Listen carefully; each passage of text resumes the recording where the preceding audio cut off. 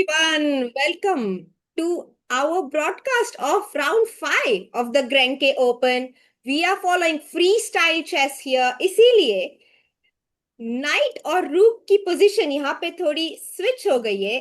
Otherwise, the rest of the position is the same. It's a curious coincidence today कि morning round में भी almost same as standard chess ऐसी position choose की गई where the only the places of the king and the queen were interchanged. और इस बार in the evening round all of the pieces are in the same position except for these two curious guys here. Of course, the knight will go to b3 at some moment or to c2. And we will see what the rook does on b1. Is it more useful on b1 or a1 is the big question. So welcome everyone to our stream. I'm your host Soumya. Joining me soon is a grandmaster who will be here from Karlsruhe, directly providing us live updates from the venue. We'll wait for him and go through the game. In round 5, we have Magnus Carlsen playing against Vohidov Shamsuddin. Magnus drew his morning rounds against Amin Tabatabai with the black pieces. So he's on 3.5 out of 4. He's not leading the tournament currently. There are players on out of score right now. His opponent drew against Nodirbek Abdusattarov. And we have our grandmaster join us already. So let's get him on the screen. Let's go, Soumya. And it seems like we are having positions as close to classical chess as possible, yeah? Absolutely, that's what I was telling in the chat कि सुबह king की और queen की position interchange हुई है. Do you think the knight is more useful on a1 or b1, Harshit? I think the knight is more useful on b1. It has more squares to go to on the first move, that's true. Whereas यहाँ पे थोड़े moves करने पड़ेंगे for the knight to get into the game. Magnus game has already started, so let's see how did they open the game. And I'll just try to get the chat so I can keep an eye on it. Magnus opened the game with e4 and black responded with d5, taking advantage of the fact that after e takes d5, queen takes d5, white does not get to play knight c3 on the third move. Kya baat hai? Wow. And did Magnus respond? He plays e5, yeah? Magnus goes for e5 here after 2 minutes of thought. And Soumya, I just have to tell you that I took a stroll inside the playing hall and man, it's so good, Soumya. I think, you would have really loved to be inside the playing hall and it's such a amazing feeling. We have these 4 5 rows full of spectators. Actually, do we have that camera where we can show the people how the playing hall looks like? And then spectators ke piche there are a lot of boards and it's actually a very nice feeling inside the playing hall. I wish actually after going inside the playing hall that I was playing actually because yes, Soumya. I think you wish so every day, Harshit. रोज एक बार तो आप ये बोलते हो. Yeah, I mean this but the thing is, guys, it's a trick, Oh, look at this. Oh my goodness.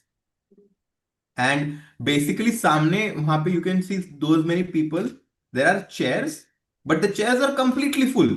So then people are standing and they are watching the top 7 8 boards there where Magnus and these top players are playing.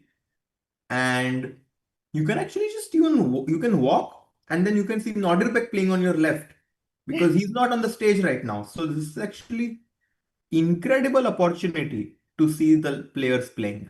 Yeah, and I love the flags of the players on display on the two sides of the hall, Harshit. It gives you a feel of being inside a cricket or a football stadium. But nahi, hum yahan pe chess dekhne aaye hai. And we are celebrating not only chess, but also the stars who are gathered here to play, as well as the fans.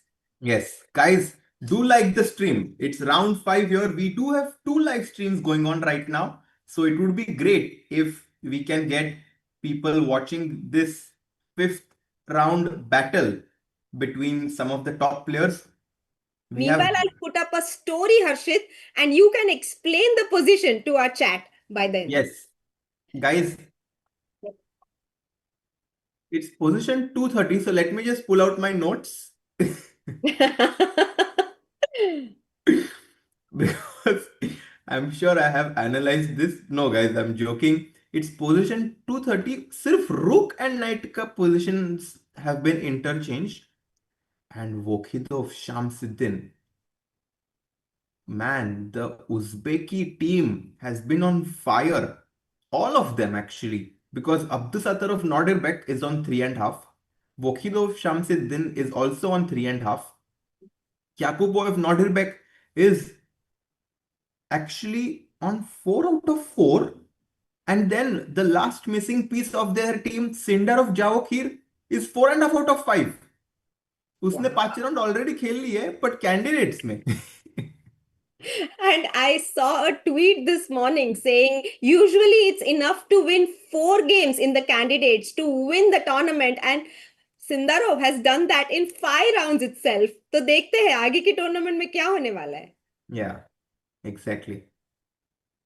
So right now after e4, d5, e5, you know, we were looking at this concept, Soumya, where instead of taking the pawn on d5, white pushes the pawn and gains space, right? Hmm. I think Yes. one of the first days, one of the first rounds, you were asking me what are some of the unusual ideas that work better in freestyle. And here I think that, as you mentioned, if the knight was on b1, we would have taken the pawn on d5 and hit the queen with knight to c3. Mm-hmm. And this would have really given white, a very quick lead in development. And that's why this time Magnus recognizes the difference and pushes e5. Actually, Soumya, the knight on a1 is much better here. Because, Really? yes, look at this line. Let's say e6, Mm-hmm. d4, c5. And now मेरा night b3 पे आने वाला है directly Ah, so या you might even take on c5, you mean to say. Sorry You might even take on c5 and gain a tempo. Exactly या Oh my God. And look at like suddenly queen g4 पे भी आ रहा है if bishop goes to b6 this is like the best French ever Oh yeah. This is such an instructive point of the knight being on the corner, but not being too dim. Sometimes a knight on the rim could is be not dim useful. Yes, exactly. Could shine bright. And over here, it does exactly that. क्या बात है, Harshit? या You want to see what's happening in the other boards? Maybe we yes can see, Pranav V is playing on board 4 against Jan Christoph Duda. um And we have the ooh, exact same opening choice by both of them here. buddy Pranav takes on Jan Christoph and e4 d5 does he go for e5 He hasn't played yet. he hasn't It's played yet but we it's have a curious that both of them chose the same strategy. So maybe this position has been discussed amongst the chess players earlier. no they cannot discuss this right नहीं पर कभी ah पहले you mean discuss हुई before होगी. yeah हाँ. By the way, Soumya, you know what I would do if I was Pranav? Oh, he plays e5. Wow. He finds the move that we were talking about. Do you know what I would do if Mm-hmm. I was in Pranav's position? I would just look up essay and see what Magnus did. And if Magnus played e5, I would do the same. But the problem with that could be key. We don't know how to continue like Magnus. But guys, Buddy Pranav is actually a rising star from the Indian juniors. He recently won a tournament in Kazakhstan with a very, very strong performance. And And hasn't he played in the same team as Magnus, Harshit? So maybe he has some special insights about how Magnus would think in such positions. yeah, yes, but अभी 10-15 minutes हो गए, I think. Yeah, true. But also the thing is, you don't really want to, get confused Hmm. by what other people are doing. And this can actually, I've been to a few of these freestyle events, the Hmm. Grand Slam events, and I've noticed that, somewhere there were some people who used to love and sit down and analyze together Hmm. with everyone, but sometimes it can be overwhelming. it Ah. can it can be overwhelming in the sense that you get too many ideas and get confused. So it's not so bad to just come up with the idea yourself, and Buddy does come up with this idea of going e5. And what does Black do? I think he should come out with his bishop to f5, because we want our bishop to be outside of the pawn chain. And look at this, Nihal Sarin. Oh no, sorry, it's Bravin Balakrishnan. Sorry, my bad. Point. Actually, that's a fantastic point, Harshit, that we don't want to play like the French, but like the Karo Khan here, with the bishop outside the pawn chain, and maybe also push the pawn to c5 if we get the chance. But important that this bishop remains over here. And और एक point ये भी है, आपने अभी बताया bishop f5, and I realize it's not easy for me to play c3 anymore because the rook on b1 hangs. Yeah. So this is a small drawback of having the rook on b1. However, Soumya, I am curious if after bishop f5 we can play this move pawn to h4. Ah, a la Karo Khan advance. Even though we haven't played up on to d4, we are ready. Oh, let's see. Let's see what you have in store for me, Harshit. It's What if e6. I push my pawn to e6, insist on consolidating my position? I am ready to bring my other bishop to c5. What do you have in return? Guys, white to play here. Also, everyone in the chat do like the stream. We have two amazing streams going on side by side. There's the candidate stream with Sagar, Amrita. I saw Irene Sukandar on the stream as well. Oh, wow. Eric Rawson with her husband has also joined. So yeah, it's an amazing tournament to follow. But so is this one. We have Magnus Carlsen playing here. We have Jan Christoph Duda's game in front of us. We will go and see what Nepo is doing over here. So do like the stream so that more people can join in and have fun. Yes. And guys, Ishan Basak, V Gaming Shots, yes, G4, absolutely right. The point is that the bishop on F5 doesn't have any squares to run away now, because bishop E4, F3, you hit the bishop again. Bishop is like, मैं वापस जाता हूँ G6 पे, you hit it again with H5. Where will the bishop go now? You can run, but you can't hide forever. So the bishop will be lost. That's why h4, a fantastic move. It's not developing your rook, it's actually prophylaxis against e6. Yes. It's an instructive point that it's an aggressive looking move, but it's actually a preventive move. It's a preventive move. It's prevention against E6. Nice. Uh-huh. I actually didn't look at it that way, but yes, I think it makes sense. So H4 is an idea. Let's try to predict actually, because Soumya, in the last game, we were able to predict some of the moves between Magnus's game really well. Mhm. And instead of H4, Mhm. let's try to see what we can come up with. But this is Pranav's game. Do you want to look at Magnus's game or predict over here? Sure, Because sure. We can go to Magnus's game because it's basically the same. Oh no, C5 chosen by Shamsuddin. white played e5 and black played c5 instead of bishop f5. Also a decent option, no, Yes, Harshit? it Because you stops do keep, D4. and you do keep the option of going bishop f5, which you want to play open. And I will say, guys, that generally speaking, we want to capture back on D4 with a pawn. Ah. So I feel that after D4 now, CD4, Queen D4, We I are thought missing that the this knight. is I thought that this is quite good for black, but the A7 pawn is falling, and maybe this is actually the difference. And I should have been more, yeah, I think I should be careful about this actually with black, because C5 D4 is actually possible. Wow. And we are also missing a knight on b8, Harshit. Over here, knight c6 would have been a tempo, but knight on a8, one square away from b8. Soumya, Can't there is reach. this idea for black. Uh-huh. Let's not forget queen a5, queen a2. That can come as a cold shower. That can really come as a cold shower.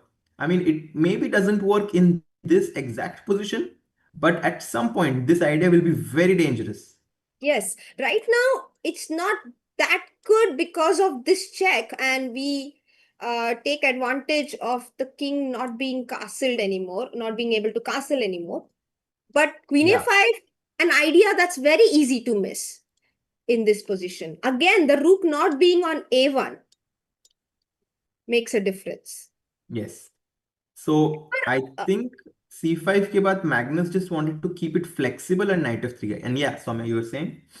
Exactly. Magnus did not go for d4, Harshit, but went for knight f3. So he also perhaps felt the same कि d4 को black pawn से खा सकते हैं, and that's not what he wanted.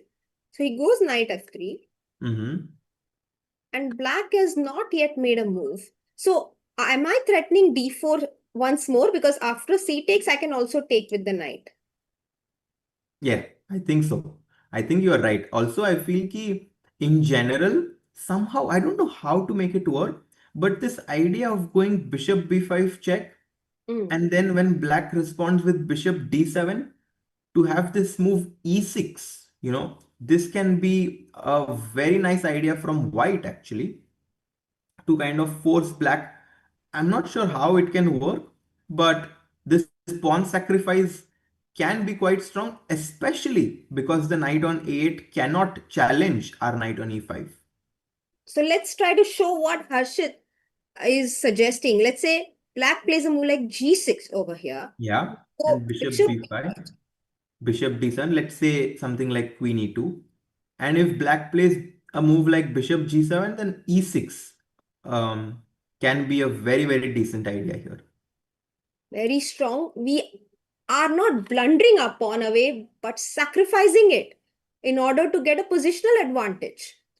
Yeah, Because we but have control over these squares. And yes, it is still a game, but I like the idea, Harshit, because eventually we will gain control over e5 or g5. Even c3, d4 is possible here. yes, I agree. And I have to tell you, Soumya, that after this move e4, d5, e5 already, Mhm. like just after the first move, I mean, it might sound a bit strong, but I think d5 was a small inaccuracy.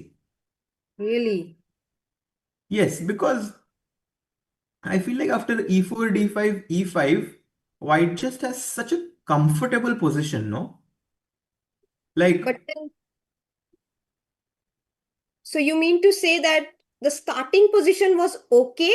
It was not a clear advantage to white, but after e4, d5 was the move that gave white a slight advantage. it feels like that to me. And usually we don't go e4, d5, e5 when the knight is on b8 and b1 Mhm. because of c5, is it? e4, d5, yes, c5, and then black quickly gets knight c6, and he has not yet committed e6, The Hmm. biggest problem in French is that bishop on c8. And when we get our bishop outside, like bishop f5 or bishop g4, and then we can play e6, the structure is quite good for black. Hmm. Then your dark squared bishop might be extraordinarily powerful than mine, right? Because I am Exactly. placing all my pawns on the dark squares after all. So black chose c5 here, white goes knight f3. Shamsuddin has not made his move yet. Can we also check out the game of Vincent and Yakubov Samay, because they are both on full points? They have 4 out of 4. Yes, we have four players on 4 out of 4.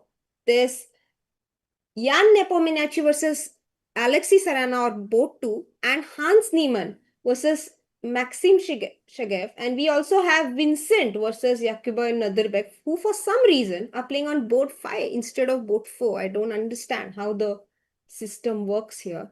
I think Magnus might have a fixed board one, Hmm. because his game generally also goes live on Norwegian TV.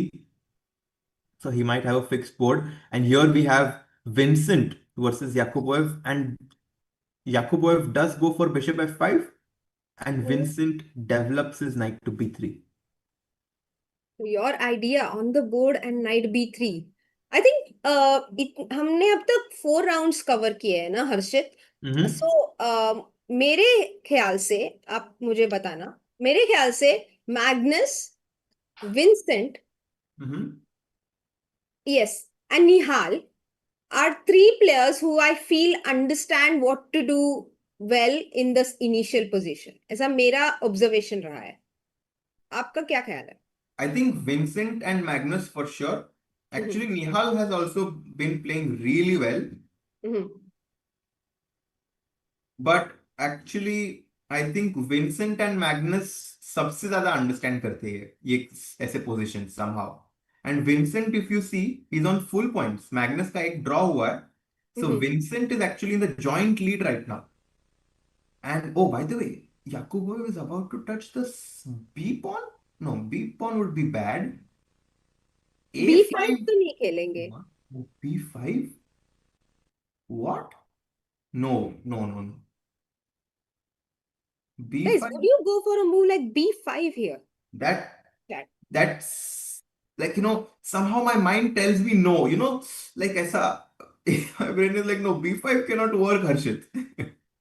Absolutely. Even B5, maybe even your idea of knight D4, bishop D7, because now we are attacking the B5 pawn. And So bishop E6. defends it. Oh, kya crazy. Fantastic way to illustrate this. Yes, Soumya. But then C5. Hmm. Where? You He never goes got the E6. chance. Okay. E6. Let's show that idea. We go to D4, bishop D7, and E6. And we don't have the chance to play C5 because it's a check. And it's And we are very F8. happy with this position. Maybe Maybe even B4. B4. Wow. Soumya. We both said it together. We are like C5 को बचा लेते हैं पहले. Let's go. And now knight F3, knight E5. Bim bim. Bye bye. Bim bim and bye bye. Both at the same time. So, knight b3, obviously, b5 was not played because it's an ultra weakening move. So, e6 was opted by Yakubaev. Very sensible idea, as shown by Harshit. And now, h4, a move we have been considering. Let's see what Vincent goes for. So the question also was, okay, let's try to just stick to the board, because my question was if d4 was stronger than knight b3, but it's fine. Let's stick to what we have in front of us. And knight e2, knight g3, guys, is also a very typical idea in this position. क्या हुआ समय? You saw some board? I saw Nepo's board. They are playing a middle game already, Harshit. We are here discussing the first 2, 3 moves and Nepo ke board pe. Just look at the position they have on the board right now. Oh, they got a normal position. Exactly. How did the knight reach D3? Knight B3 says C1 and D3, is it? This is insane. How did they play so many moves? They have completed 11 moves so far. फटाफट उनको game जल्दी जल्दी खेलना है evening round. Let's see how they started it. And I'll make the moves and you can take us through the game. Yeah, so it started with knight f3, knight f6, g3, guys, where white is trying to go for a quick castle. He starts with d4, but basically the same idea, bg7, bg2, d5, and we have total symmetry. And we generally call these kind of setups like Neo-Grunfeld. And here white goes for this c3, d4 Slav opening as a pawn structure. And then white is threatening to go bishop f4, but black has knight c7. It seems like the rook is trapped, but no. Knight c7 है हमारे पास. Oh, And then, so over here also C3 ko he had bishop f5, but we again had knight C2. yeah. And शायद Bishop f4 for knight c7. Then, yes, Harshit. Knight b3, and then black chooses knight h5, bishop e3, and black plays knight b5 to go to d6. I mean, wow. To understand that the knight belongs on d6 so quickly is incredible. And I have a feeling that these two players might make a quick draw, Soumya. Yeah, I mean, let's go to the position on the board. Knight c5 was played, knight Uh-huh. d6, knight d3, bishop f5. And this is the live position. Almost total symmetry है, except for the bishop on being on f5 and knight being on h5. अगर knight f6 को वापस चला जाएगा तो हम bishop f4 खेल के थोड़ा ऑफर ड्रॉ कर सकते हैं. um, Yeah. I think ये game, like it from how how they are playing this game and the speed with which they are playing this game, it feels as if, oh no, h3. Wait a second. h3, he's trying to go g4, and look at Nepo. He's like, draw करने का plan था ना हमारा तो. Harshit, tell me a little bit about the white player here, Alexei Sarana, who's a grandmaster. He's been 2600 for years together. Yeah. What can you tell us about him? So Alexei Sarana actually used to represent Russia, Mhm, and now he has switched his federation to Serbia. mhm. He plays for the Serbian Federation. He is 2000 born, 26 years old. He was always one of these top juniors, but he did not get this like big breakthrough. There are so many players somewhere who are around 2660, 2670, 2680. But if you don't get that big breakthrough, you kind of get stuck around that level. So yes, he's like an excellent player, like one of the top players, but he needs that one breakthrough. And here he has that opportunity, being 4 out of 4, being on one of the top boards at Grenke. This is a big chance for him. Wow. So Sarana playing against one of the top players of his country, Ian Nepomniachtchi. And let's see, H3 has been played. He's being ambitious, right? He's not going for an easy draw with maybe rook c1. Okay, rook c1 is not a good move here because of knight c4 and you lose the bishop pair. Maybe rook a1 could be considered getting out of this pin, but he goes for Or no, h. we can go knight h4, na simple Soumya. Knight h4. And Kicking the bishop bishop. e6, knight f3 back. O bishop e6 ही जाएगा और फिर हम night f3 भी चले जाएंगे. Yes. This would have been an easy way to kind of have a tacit draw for there. But Alexis Sarana has other intentions. He goes for h3, and Yan very likely will retreat with his knight back to f6. However, in these positions, I don't know if it works here. Bishop e4 is an idea. The only issue is that knight on d3 goes to c5. So usually, because we are threatening g4 as well as knight h4 in some position, black has this idea with bishop e4, preventing the knight from moving away. Yeah, But position may, yeah, what do you think of this move, Harshit? no, it's a very, very good idea. Even in this position, I think it works. It's completely fine, very solid for black. But Yan chooses to retreat with his knight back to f6, and now the onus is on Alexei to show how he wants to continue in this rather solid position. He goes bishop f4, and like I just somehow feel कि यार ये लोग draw करेंगे सौम्या. देखा कितना solid है position दोनों का. ठीक है, ड्रॉ कर लेंगे तो हमारे पास बहुत गेम है कवर करने Yeah, को. yeah. So let's go to and see Magnus's game. This game तो चल रहा है, और maybe we can see the Indian boards. बड़ी प्रणव का बोर्ड देख सकते हैं, निहाल सरीन का बोर्ड देखते हैं यार. चलो, निहाल का गेम निहाल क्रेजी का चल रहा है. Game. He's playing Ivan Saric and already ये क्या? We second will. मूव पे क्रेजी हो गई है position. And what your statement actually seems to be coming out quite well here, Soumya. It's aging well because you said Nihal really understands these freestyle Just positions like well. statement is aging well, just like me. So, And mm, now D5. And Soumya, look at this. Nihal Sareen has actually gotten a very decent position. hmm.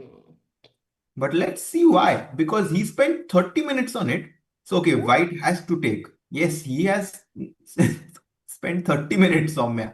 He really deep dived into his analysis here. पर अभी CD5 मारा तो I think he will take with the queen. And then if knight b3. Oh, by the way, look. Actually, let's quickly go to Nepo's game. Let's go very quickly. okay. We are getting there. What's And he happening? goes back knight h5. Look. Oh, draw offer. Yes. And Nepo kind of looks away and is like, Karna hai draw. Yeah, no, actually, I didn't see his reaction.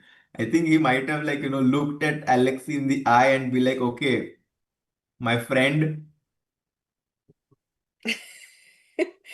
You know, Yeah.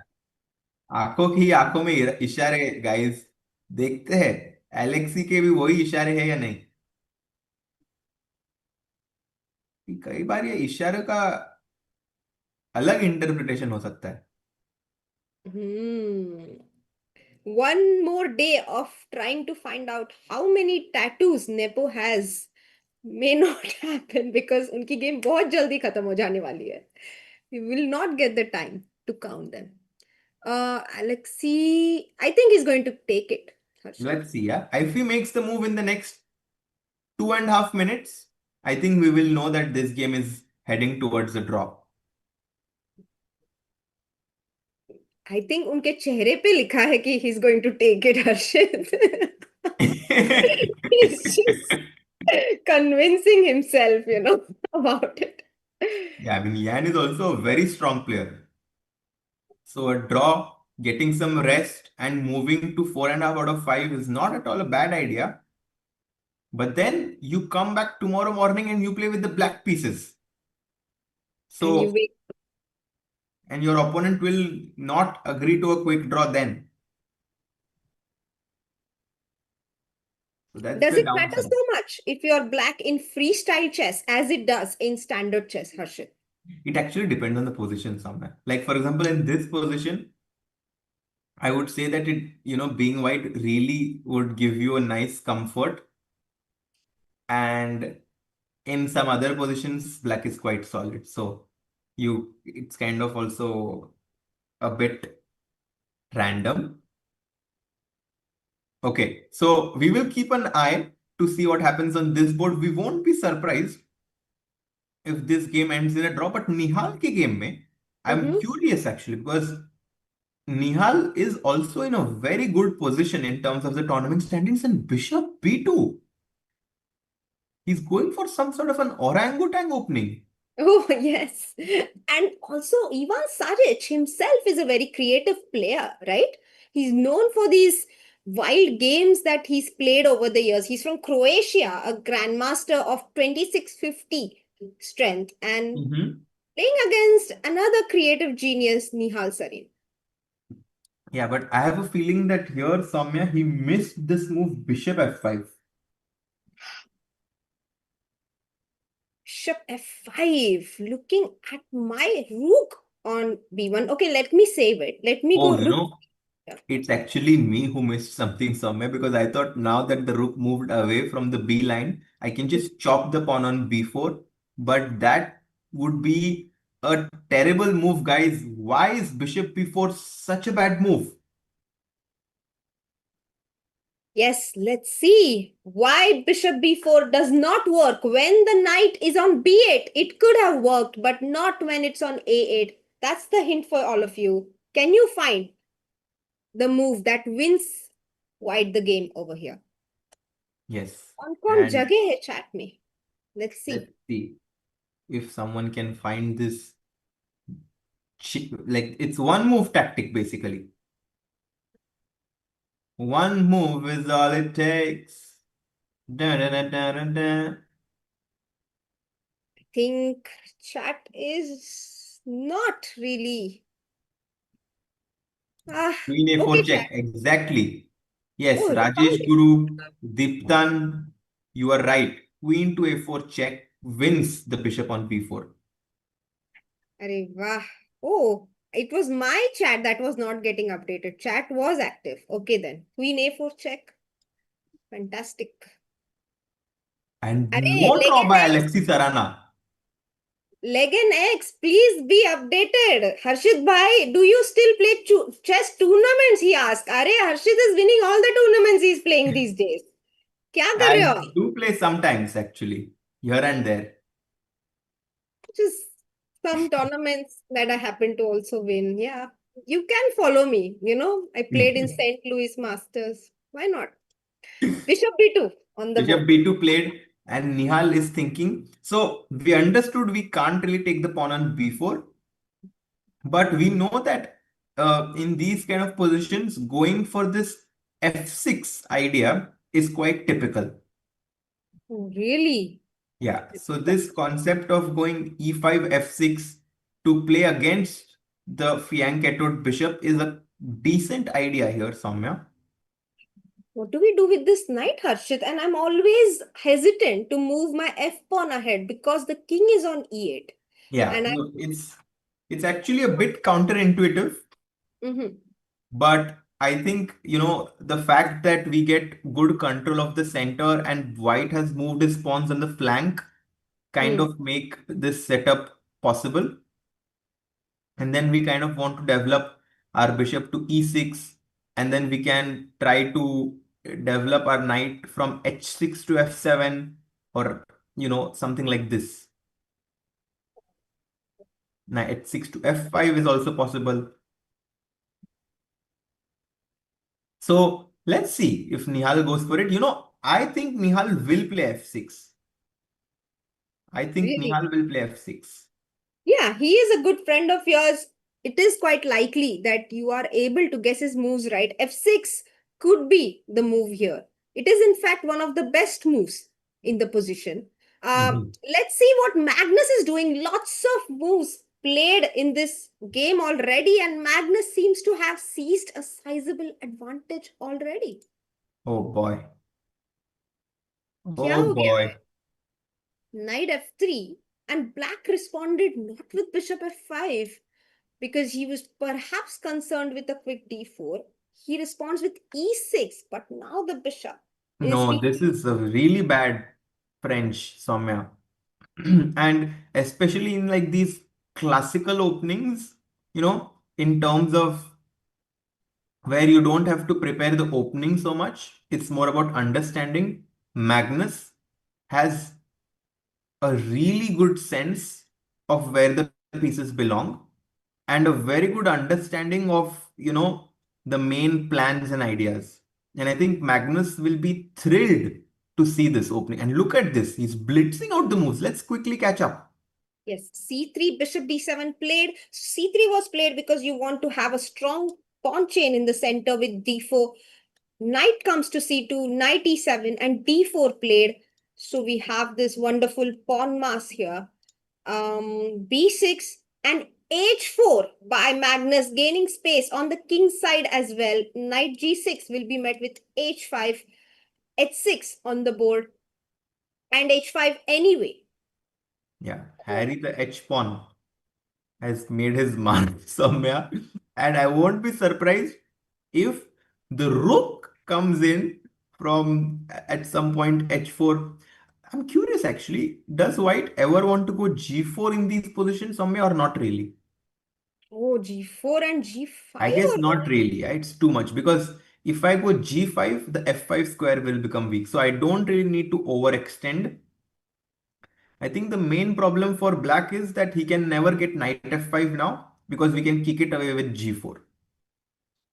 So, G4 is a decent idea. It's just that we don't need to commit with it. We can go for hmm, it in case we don't find other plans. yeah, generally my strategy.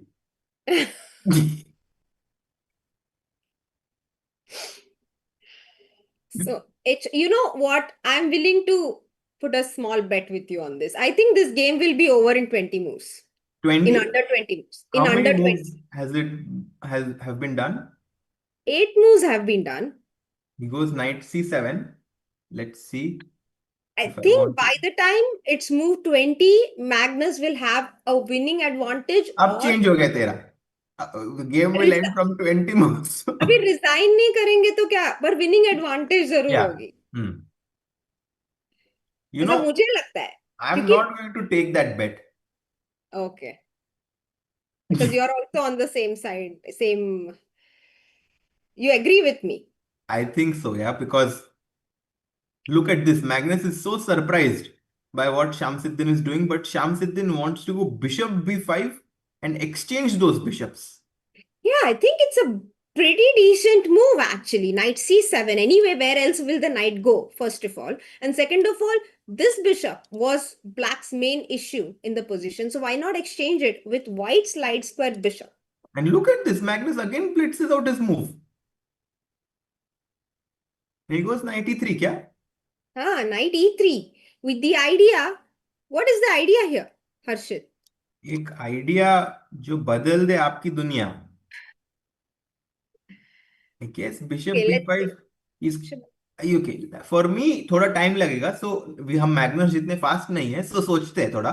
I guess c4 is an idea. Bishop b5, knight b no, but c4 takes knight f5. Yeah, yeah.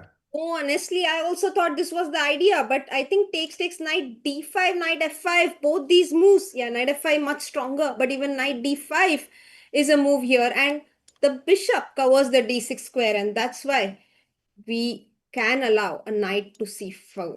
c4. So c4 might not be the move that's on Magnus's mind.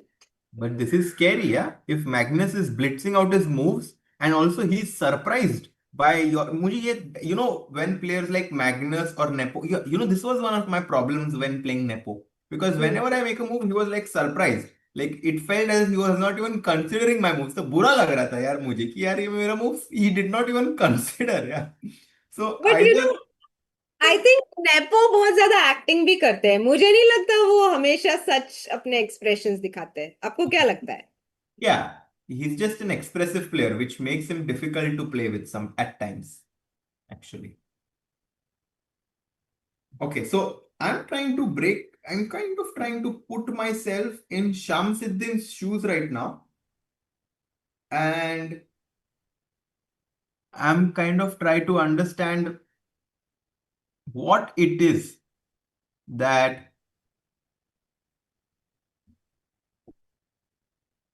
Magnus wants after Bishop b5, right? Because it's clear he has something in his mind.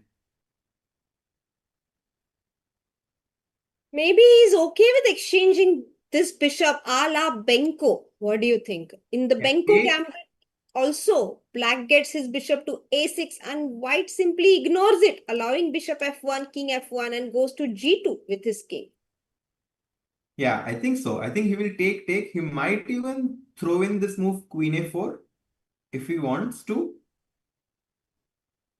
And now, just play another developing move like bishop d2. He basically has a position where he has a free hand to continue with whichever plan he chooses to make, right? But it's not as obvious to me as it is for Magnus. And look at Shamsuddin, he's visibly in discomfort here. He doesn't like his position at all. And I was saying this because, it feels like the light squares are kind of weak in White's camp, but I guess we just can't take advantage of it. Interesting. You know what I think is a big difference in this position compared to the usual advanced French? Hmm. Because I played with the white pieces and my Okay. knight comes to e2 usually, not to e3. So black gets this idea with g5, pawn takes, knight takes, or pawn takes. However, here g5 is a big problem because knight g4 in one move, and then we have this jump with knight to f6, which is not usually available to us. We have to maneuver the knight a long time. We don't get that much time when the knight is on e2. That's a very nice insight, actually, Soumya. I didn't know that black wanted to go g5. So it's nice that our knight on e3 kind of prevents that idea. So, guys, Magnus is having a massive advantage right out of the opening, and Shamsuddin is in trouble, if I can already say that. And then we saw Nihal is doing quite well. What about Buddy Pranav, who is Let's playing go. against Duda? Buddy Pranav is on board 4, and we have his player Cam as well today, I suppose. So he's playing Duda. और क्या हुआ इस game में DUDA ने bishop pawn chain के बाहर निकाली है. e6 and D4. h4, your move on the board, Harshit. Bishop b4 check, क्या बात है? Taking advantage of the fact that you can't go c3. But why is it a good move? Because isn't our bishop a bad bishop? We way. I think it's because now after Queen D2, Mm-hmm. black is only one piece away from castling shot. Right? He only needs to now develop his knight from G8, which he does, to E7, and black is ready to castle shot. And with our bishop being on F8, the problem हो रहा था कि if we move our bishop to E7, then where will our knight go? So somehow the bishop on F8 was kind of coming in the way of black from black's king. ऐसा मुझे लगता है. Yeah, and we also deflected the queen from this diagonal, so we no more have the threat of g4 as well, and black was able to gain a lot of time to develop his pieces. I see the point now. Yes, and we have a message that we should drink some water. Yes, let's drink water, Soumya. किसने लिखा है ये message? तुमने?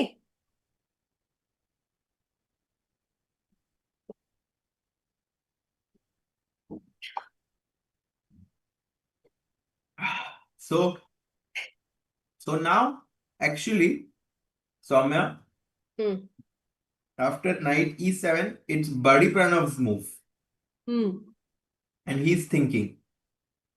Something went wrong, which is very hard for me to understand because honestly, yes, you have explained this very well that black gained time to castle, and that's why this bishop exchange benefits black. But long term, am I not happier with the bishop on f1 compared to the bishop on f5, or is this okay for But black? generally, I think in the opening stage of the game, Hmm. it's like, I think you are absolutely right that this bishop trade long term should help black. Sorry, it should help white. Mhm. But in short term, it really gives black quick development. Hmm. And the fact that we need to spend another move to play c3 really takes too much time from, in terms of trying to get an initiative. So this is the reason why. But okay, that being said, Buddy Pranav has a very decent position. And I think Pranav is going to try and strike. I am actually going to say that Buddy Pranav will draw or win. I am rooting for him this game. Wow, that would be lovely. He'll move to 4.5 out of 5 if he actually happens to win this game. I'm curious, what happened with Nihal's game? Let's go. Nihal Sareen. D5 was met with bishop b2, d takes c4, bishop takes e5, knight to b6, and knight f3, live position on the board. Aren't we ready to play bishop f5 now? Rook c1 will be met with knight bishop b4 finally because we dealt with this check. Bishop f5. Let's try to make that move on the board. And Oh, he's then gone for it, no? he goes for it. Yes, he just played it as I made it on the board. Does he need to go?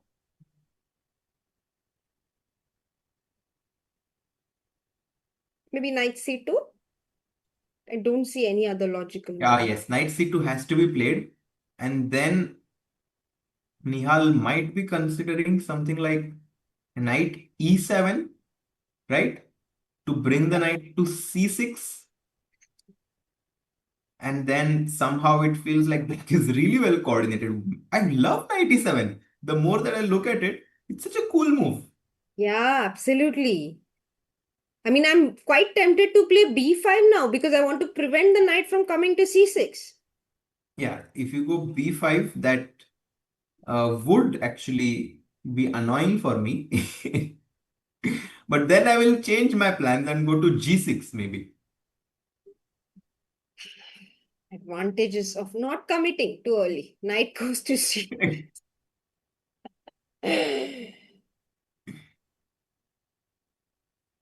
Yeah, so bishop f5. The only thing that is not in Nihal's favor is that he has used a lot of his clock, but it's okay, I think. It makes sense actually to use your time wisely in the opening. I think it's an incredible investment by him, because after c4, he invested 14 minutes for the move e5 and b4, another 14 minutes spent for d5. But he managed to fully equalize after the first two moves, whereas बाकी सारे positions में हमें white की ही position अच्छी लग रही है. I agree. Knight c2 played, by the way. But to be honest with you, Soumya, I'm not a big fan of this dc4 move Okay. because I kind of felt like the rook on b1 is well placed.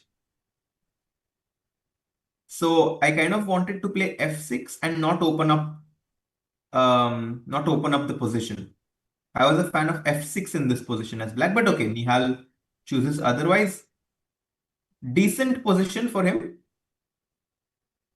And he goes queen d7. Is it getting a bit dangerous for him though? Because now rook c1 and Queen then knight d4 maybe. Oh, this one, sorry. Rook c1 and you want to go with this knight to d4, right? Yeah, that's what is a rook c1 and somehow this move queen d7. I don't know what he wants. Does he want to go long castle? Oh, for rook c1, Harshit. I think he wants to take on c2 and take the pawn on b4 after f6. But no, bishop will come back to c3. What am I talking about? Yeah, I guess I I think looked now he at will this come move back. and I mean, bishop just comes back and you support the pawn. So that doesn't make sense. What is the point of queen d7? Maybe he wants to castle long. Really? Yeah, I think he just wants to castle long here. And this is Nihal's idea to somehow get a quick, uh, to somehow quickly bring the rook in the game and put pressure on the white king in the center. Ivan is thinking creative play by Nihal so far. And I want to go back to Magnus's board because we have some moves there. Yes. Magnus,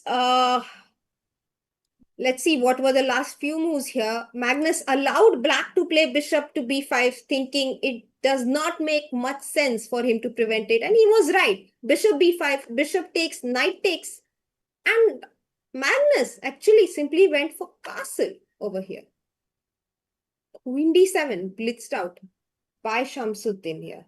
But आगे क्या करेंगे? Castle. You wanted to bring the rook via h4, right, Harshit? That was one of the ideas. Or was it in another game? Maybe another game.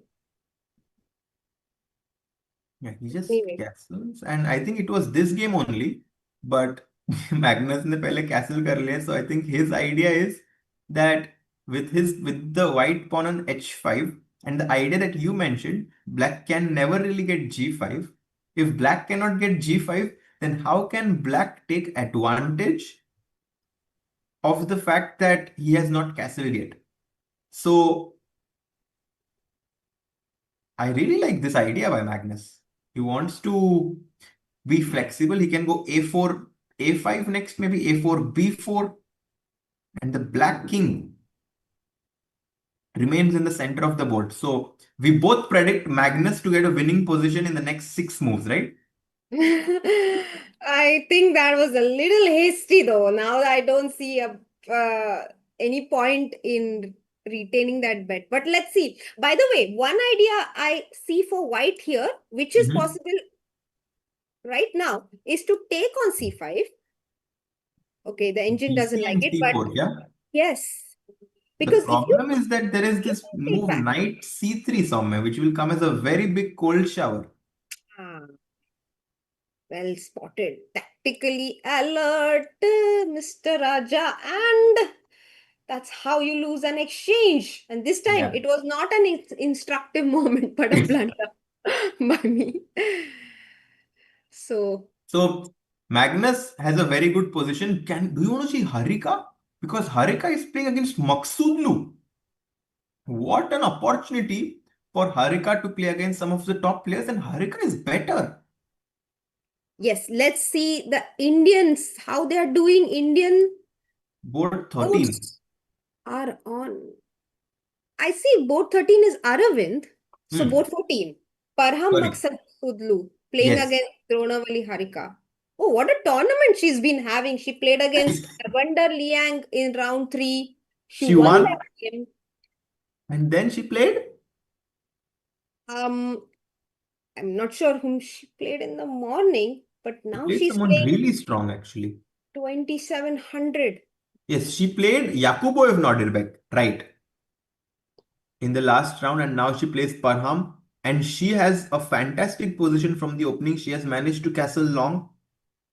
Her bishop on h5 pins the knight on e2. She wants to go e5 next. Soumya, she is Oh, simply better. oh yes, Harshit. She has developed so many of her pieces. White की बस knight ही develop हुई है b3 पे जो ज्यादा कुछ कर नहीं रहा है. दूसरा knight e2 पे है. Again, not doing much. It's also pinned. Whereas black के 3 pieces develop हो चुके हैं. King has gone into safety. And they're all really well placed. Yeah, Harika is finding her form in this event. Actually, I really like Harika. She's always in a good mood. She's always smiling. And I think she's actually quite a strong player, to be honest, because I always found her to be super solid with the white pieces, even if she's playing against a much stronger opposition. I I never thought that she's like someone who can be very like aggressive and tactical. But I think this tournament and this experience of playing freestyle and these crazy positions can really help her in her classical games as well. Absolutely, Harshit. I agree. And I've been in the same team as her for many years, and it's such a relief to have her in a team tournament because you know that she will either win or draw her game. You know that she's going to be super solid on her board, and as soon as she gets a chance, she'll pounce on her opponent. Otherwise, she'll come back with a draw. So you don't need to worry about her board at all and can focus on yours. So she's an amazing team player, and no wonder she's done so well in team tournaments. She was, of course, part of the Olympic gold medal winning team for India. She's played, I think, the maximum number of Olympiads for India. I think maybe uh, 10 or 12. I'm not sure because the first Olympiad she played was back in 2004 Mm-hmm. when she was 13 years old. And she's played every single Olympiad since then.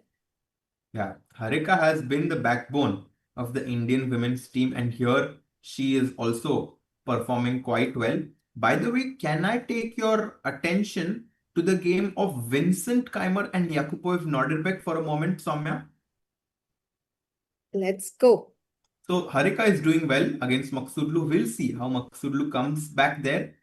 Because look at this move, Queen h4 by Yakupoev. Soumya, can you try to explain to us what does this move achieve from black? Queen h4. Yes. Yeah, I'm trying to understand it myself. Queen h4. Let me see at which moment he played it. He played it after knight e2, queen to h4. And now, I think he wants to go, if white plays knight to g3, he wants to go bishop to g4. That's what I would assume. Because f3, you can always go back. The knight is pinned. Ah. I mean, that's like the first thought that comes to my mind here. Mm-hmm. And White responded with d3. Mm-hmm. So, okay, he probably wanted to play against queen e5, a small trap here. You're threatening two pawns at the same time. So, d3, a preventive move as well as developing your own bishop later. Mm-hmm. c5 and knight to f4, Harshit. Wow. Mm, So now he's basically wanting to bait black into castling long, because castling long would be a blunder here. really? That Oh would my allow God. g3, and then suddenly white has a massive advantage. Wow. g3, queen e7, maybe g4. g4, wow. And then h4. h4. Why not? And white is doing quite well here. So Yakubov seemed to be making a move. He was hovering around with his hand on the king side. So I have a feeling that he might play something like knight. Oh, it was h6. Yeah, h6 because he wants to make room for his bishop. But there was also h5. So I was a bit confused whether to go h5 or h6. Maybe h5 runs into g3 because after queen goes back, maybe you can simply pick up the pawn on h5. Yeah. And maybe he was afraid of white just chopping the pawn off. So he goes h6.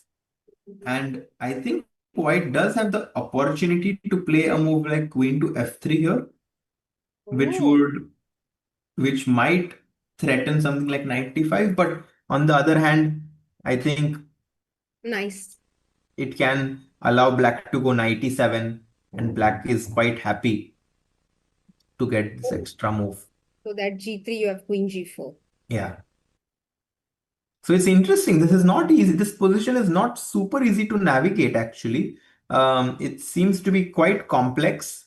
But I think that in these kind of complex positions, Vincent is really able to outplay his opponents.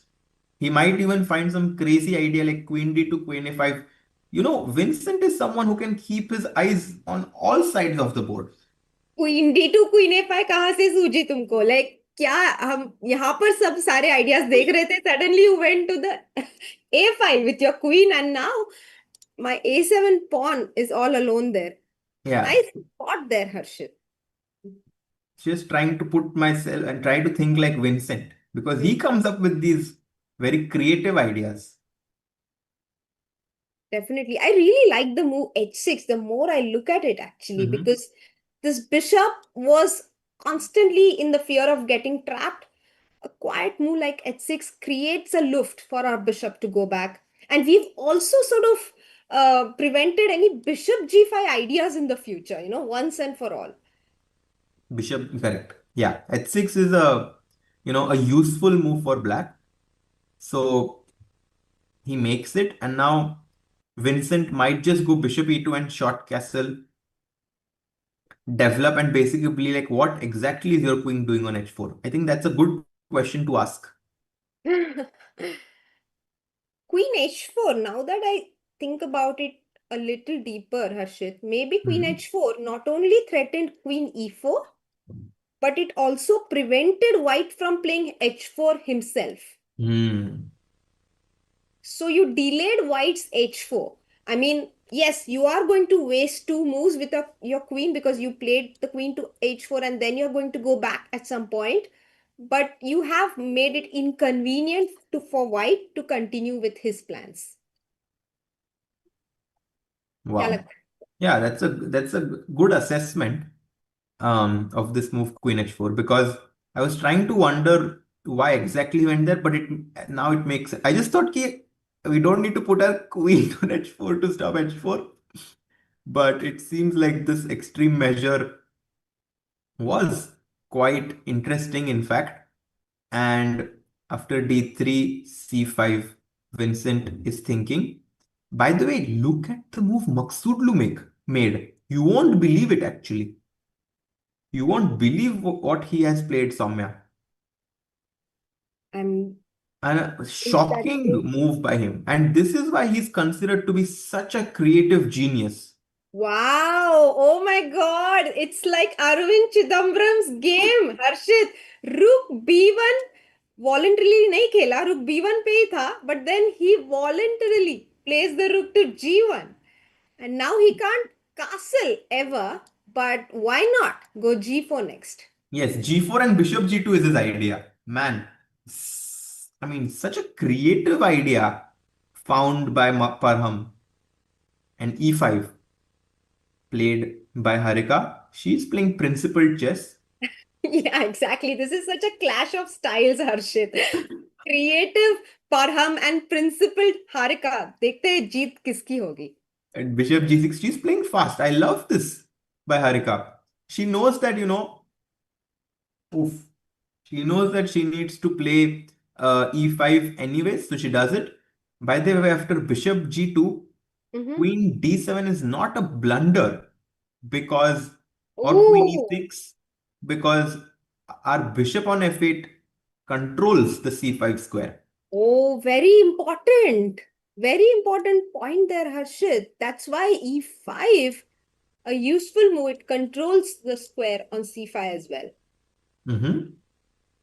So there are no tactics of Bishop B7, King B7, and Knight C5 for King, Rook, King and the Queen at the same time. But yeah, So Farham is trying to come up with another creative idea here, but Harika is like, you can play as creative as you want. I'm just going to be principled. it's a very, very good strategy by Harika there. We will follow this game. I mean, I'm very tempted to go Bishop G2 here, but because why not? We after all did go Rook G1 to follow it up with Bishop G2. For some reason, Parham is hesitating with his choice here. Let's go to watch what our other Indian players are doing. We Maybe have his Arvind buddy. Chidambaram Yes, Arvind, we should take a look at. playing Florian Kazur, who's an I am from Hungary, and Arvind is on 3 out of 4 points. Hmm. क्या लगता है अच्छी position आ गई मेरे हिसाब से. I also think so, Soumya, because he has this nice Maroxy like, and he goes B4 bind here. But on the other hand, it's not like black is doing black is doing very badly here because he has this very typical double fianchetto cathode position. But b4 is such a good move here because over here I was wondering if black can play d5. It's not black's move, but imagine we played a move like king h1 and black could maybe go d5, takes, takes, and yes, I see that the engine doesn't like it, but I was a bit concerned. However, after b4, we never have to worry about d5 ideas. That is, we can go e takes, and c5 in many positions. Oh, that's such a nice point, Soumya. That's such a nice point because now the d5 pawn is weak and it's actually preventing black's bishop from being active as you've highlighted there, and this would be really advantageous for white. So b4, and I think Arvind is feeling comfortable in this position, and he might even drop back with his bishop from d3 to f1 to kind of just overprotect his king side. So Oh. Arvind is doing well, and Harshit, bishop Mhm. F1 move से मुझे एक concept याद आई जो मैंने recently सीखी है. When we have pair of bishops and an open position and the bishops are really happy, we can actually drop them back to the last rank. जैसे आपने खेला bishop to f1 because bishops are long ranged pieces. So bishop last rank से भी दूर तक squares control कर सकते हैं. But the Hmm. point is, when they are somewhere in the center, they are perhaps blocking our major pieces from becoming very active. So when we Yeah, drop our bishop back to the first rank, our rooks and queen gets more room to maneuver around the board.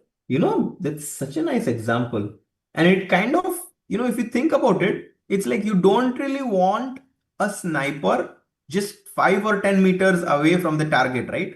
You kind of Hmm. want to put your sniper quite far away Hmm. from the action scene, and you kind of want like a weapon like pistol or something to be very close to the action. So very nice point mentioned by you here that the bishops can actually be very powerful even if they are on the last ranks. So this was an instructive position we saw here. Let's go Mhm. to Harika's board, or which board do you want to have a look at? I want to check Buddy Pranav's game very quickly because Buddy Pranav has gotten a very nice position here. His opponent just played this move c5. Soumya, I have a feeling that Buddy Pranav and Nihal Sarin are going to be two players who will overperform in this event. Well, I don't even know if overperform because Nihal is actually, in my eyes, one of the top players already. He has Mhm, not established himself there, but I do think in terms of strength, he is there. mhm. And Buddy Pranav is trying to get there. So I think Buddy, I wouldn't really say that it's like a big upset if Buddy Pranav defeats Jan Krzysztof Duda. Oh, nice. Nicely put there, Harshit. C5 on the board. Mhm. You want to give a check on B5 now that the bishop is not on C8 anymore. Yeah, For me, I uh, it's so tempting to just chop that pawn on c5 and tell really. Black ki, you took my bishop on d2, na dark squared bishop, you took mine. Now I'm just going to take your pawn. Oh, and the point is because pawn takes pawn, I was wondering if I can play queen to C7, attacking both of your pawns here, Harshit. And then I'll go knight f3. Ah, And if you take my pawn on c5, I get to develop my knight on a1 with the tempo. Knight b3, and this suddenly just looks so good for white. Yeah, knight bd4 coming in, and I love white's position. By the way, guys, if black takes on d3, mm. you very likely want to take back on d3 with the c pawn.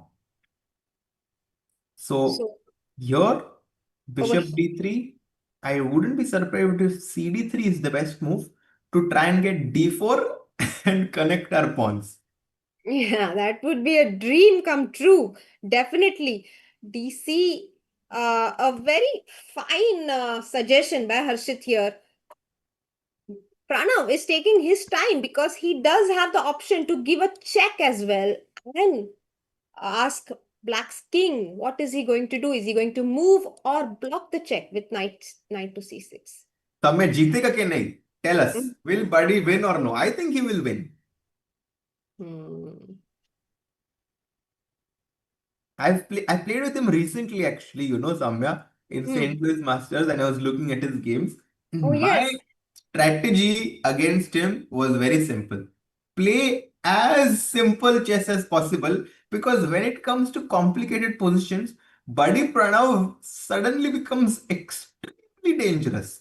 He's so tricky. ऐसे जो छोटे tricks और traps रहते हैं ना उसमें बड़ी Pranav is a monster. It's a good tip. I played him thrice in the same tournament last year in a rapid inter-unit oil tournament that we usually play for our company. And I lost all the three games because he tricked me with some small traps in absolutely equal positions. So I'm going to keep this in mind for him. Yeah, I think he's so strong, Harshit. Like he has a rating of, yeah, I mean, now his rating has increased actually. He was around 2620 for a long time. Now he's 2657. I see that. But he's really strong. He keeps on improving. He also won the Chennai Challengers tournament, right? Last to Yeah. last year. Mm-hmm. So that was a very strong event that he has won already at a very young age, fast improving. I see a big future for him actually. Yeah. And I think this game will be very important for him to do well in this tournament. And Pranav is weighing his options here. I think he has several good options. I personally like DC5. But Soumya, let's go back to the top two boards because in Sarana's game, Oh, yes, we will go to Magnus's game also इसके बाद. But look at this यार, because हमको लग रहा था कि they might repeat and Alexei Sarana might be happy with the draw, but Alexei is like, क्या समझ के रखा है मुझे? I am here to win the tournament, and he's actually having a huge advantage with Yam. Yeah, I'm actually very impressed that he rejected the draw offer and chose to play on. And he's played on really well. Like, pawn comes to c5. Where is the knight going to go? Knight e4 जाएंगे तो वापस कभी नहीं जा सकते हम. Night ई four trap भी हो सकता है, नाइट वहां पे नाइट ई वन या ऐसा कुछ के बाद F three G four. But Soumya, besides the moves that we're analyzing, it's just the mindset, yeah. Like the mindset of Alexei Sarana to play for a win against a stronger opposition is a champion's mentality. I don't know if it will work or not. Who knows? But this mentality is very good in my opinion. I think it's a matter of habit. Like if you constantly reject these draws offers, small passive draw offers, as you put it, and instead chose to play on, you will be rewarded for it at some point, and you will be so optimistic about your chances in your life as well. है ना? Yeah, because this kind of shows that he has a lot of self-confidence, and Alexei Sarana has an advantage. And let's also now tell our viewers why the position is so good for white. And I think one of the reasons is that somehow the white knights are doing really well, and the black knight was doing well on d6, but it has been kicked away with this move c5, right? And the pawn Hmm. on c6, we like to call that pawn a backward pawn because it's not really going anywhere. The pawn on c5 is a super pawn that white has. If you go knight b5, you don't have any threats. I can just kick you away with a4 also. Yes, the t4 pawn is well defended. I mean, it's not an easy position to actually convert, but there is a small advantage for white here because black's position is quite cramped. His pieces are struggling for space. And in fact, if you go knight b5, knight c7, then this is a nice concept here that both the knights, c7 ka knight b or f6 ka knight b, will struggle for the same square. So Hmm. there will be a fight between black's own pieces to go to improve themselves, and that could be detrimental. c5 on the board, Yeah, um, keep on the board, and white has and the advantage. white has an advantage. And this point that you made, that two knights are fighting for the same square, it's like two strong players in the same team fighting for a penalty. This happens so often, Soumya, actually, because there is this like unwritten rule in football that generally the star player takes the penalty, or like he kind of you know has the final word about penalty कौन लेने वाला है. And then sometimes actually this leads to fights within their own team. Just Hmm. like you mentioned, you don't really want both the knights fighting for the same square unless it's an Hmm. outpost, Hmm. which it's not an outpost on d5, it can be kicked. So Alexei doing well, but look at Magnus. He also has a very nice advantage here. He got his pawn to f5 already, और दूसरा night e3 पे आ गया भाई. What a dream come true for white in this game so far. Let's see what happened in the last few moves that we've missed. Short castle and queen d7 was black's choice here. White retreated his knight to e1 with the idea to go f4 next. Knight comes to c6, knight 1 c2 defending the pawn on d4, bishop e7 and f4, Harshit. Knight c7, f5.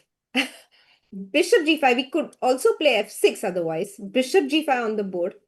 And white, guess what white played here, Harshit? He played already.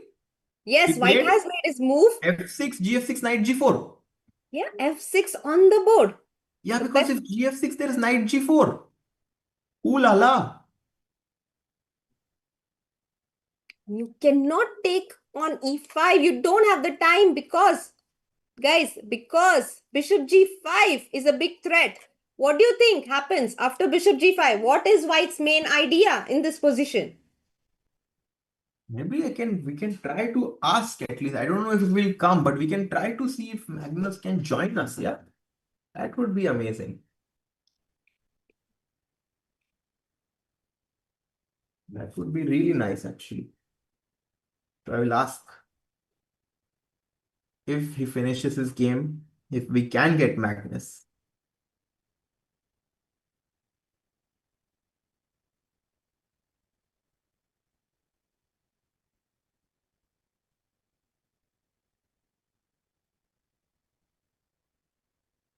Our bet might come true, Harshit. Yes. F6 on the board, and many of our chat, Deep Tanu, Aman Singh, both of them have found the main idea. Pawn takes knight g4, pawn takes pawn, runs into bishop g5. We are not winning a piece here because black can take bishop back, but then instead we win the queen with a knight 4 because we got rid of the defender of the f6 square. बढ़िया idea है f6. पता नहीं कैसे defend करेंगे. Why black अभी ज्यादा देर survive. He cannot hope to equalize in this position, but what black can hope for is to at least survive the next few moves and not lose immediately. Yeah. But I think it's, look at his expressions. I think look at that. Oof. He kind of just like closed his eyes there, put his hand on his head. I think he realized that he is completely lost. And Soumya, it's also a psychological game that is going on in Shamsuddin's mind because he knows he's playing against not one of the best player in the world, and Magnus has just easily outwitted Shamsuddin in 16 moves. Brillante. Yeah, a massacre of black's position in this game. Magnus showing us what goes wrong if you take him too lightly, especially in a position where he has all the free play in the world and you do not have any counter attack. Yeah. Nothing is saying like just came to see who the goat is crushing. Pinky Saini, hello, hello, and welcome. Guys, we are in the fifth round of the Grenke Chess Festival, and Magnus drew his last game, but now in the fifth round, he is close to winning. We have Pranav V. Buddy Pranav playing on board 4 from India against Jan Christoph Duda, and he does take the pawn on c5, Soumya. So, Buddy Pranav made his decision of taking that pawn. Harshit, there's just one moment I wanted to look at in this Oh, game yes. with Sorry, Magnus. sorry. Uh-huh. So I was just looking at what black could do here. There was one Mhm. idea I considered. Let's say we go rook g8. It's super passive, I understand Knight that. But g4. rook g8. Oh, you want to go knight g4. So my idea was, let's say you take on g7. Mm-hmm. I take back. You go knight g4 now. So maybe Mm-hmm. we will reach a similar position after your knight g4 as well. And I go long castle. How about this position? Is it so bad for black? Because knight at 6, I don't believe is the move. Knight at 6, bishop at 6, bishop takes at 6, rook at 7. I do feel hopeful. Or Uh-huh. maybe I don't have any hopes because the Yeah, pawn bishop is g5. defended. No, white just has such a strong position. And also, Soumya in this line after rook g8, if white starts with knight g4 in the beginning, it's just completely gone because now what do? I want to take your bishop on g5, and this looks completely losing for black. Because if you take on f6, the same line with bishop g5, and now it's a family fork on your king, it's gone here. And he takes gf6. What? Oh God. He takes gf6. But isn't that a piece blunder? What does he have in mind for knight g4? Does he He want to wants to go? castle long and play Does he? that position. Or maybe bishop h4, Harshit, because g3 runs into f5. Yeah, but no, he plays knight g4. So let's see what he will go for. Bishop h4. There is rook takes f6 as well. He just castles long. But now bishop g5. And wait a second. Wait, how does white win after long castle? What's the way? Just knight f6 or? Let's see, bishop, you want to take bishop g5 or it's white's turn to move, right? Yeah, I think all the moves work here for white. I mean, bishop g5 is a good enough move because f g5 and white can basically go for a free run against Yeah. black's terrible pawn structure. Black is a pawn up, but it's still completely losing for black. Yeah. It's because of lack of counterplay. I'm also trying to understand why is it that bad for black. You cannot go rook to h7 because of knight f6. So maybe rook to f8. And what white wants to do here? Okay, let's see. Magnus will show us. Knight g4, Long long castle. castle on the board. Magnus has taken on f6 with his knight. Ah, he just takes on f6. So he goes for this simple position instead. And JP says that mostly similar looking positions today. Goated commentary duo. Thanks a lot, JP. Oh, JP is the one who makes uh, clips of about chess on Instagram. I think it's the same JP we are talking about. Hello. So rook f6 and h6 pawn is hanging. I'm sure we can pick it up in the Absolutely. next. क्या Sindarov जीत गया?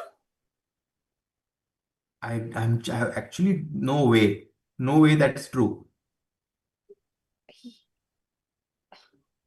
He, he had a very decent position, but I just want to check if he actually won. No way that's true. No, the game is still going on. Come on, chat. ऐसे झूठ क्यों बोलते हो ऐसे? It's a very, it's the game is still going on. Wei playing against Sindaro.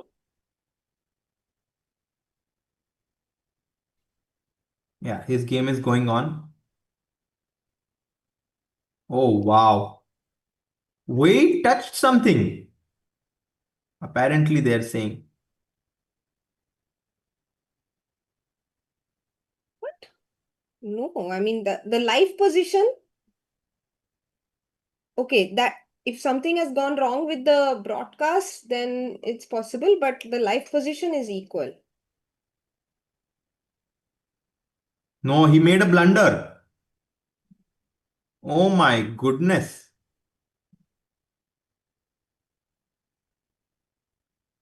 Okay, guys, we will try to focus here, even though I know it's distracting.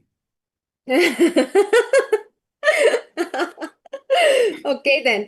Rook f6 on the board, and JP says, yes, it's me. Yay.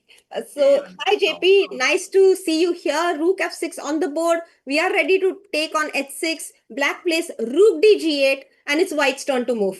क्या लगता है हर्षित? क्या खेलेंगे Magnus? Oh my God.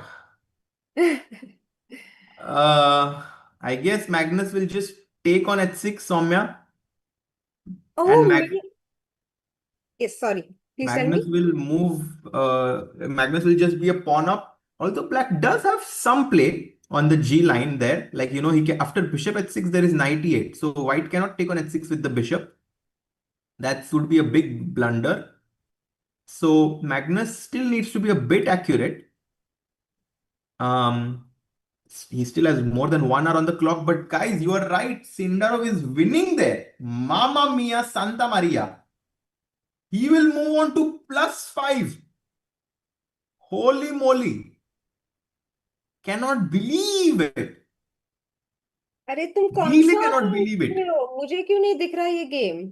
It's not updating on the broadcast. That's हाँ, why. why? Okay. But he's winning. Totalmente.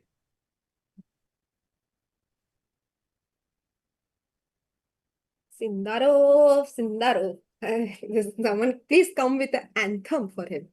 He has such a fun name. Sinda is Zinda. The Uzbeki tiger has woken up, Soumya. Oh Woken my up in the heart. goodness. The Uzbeki tiger has risen. And this is scary for everyone else. Oof.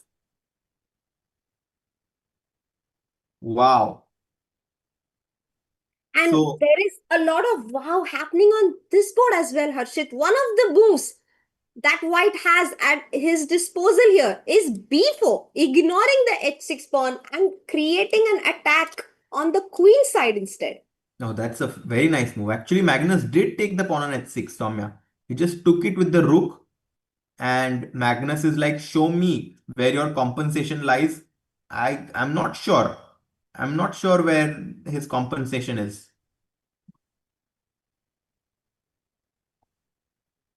So Magnus is just up a clean pawn here. Yeah, Magnus is up a pawn. He has a fantastic position, huge material advantage. Early evening for Magnus today, it seems. Let's see a more dynamic game than this one. Maybe Nihal's game against Ivan Ooh, Saric. Nihal is better because he found a fantastic move. Soumya, Nihal played this move pawn to a5.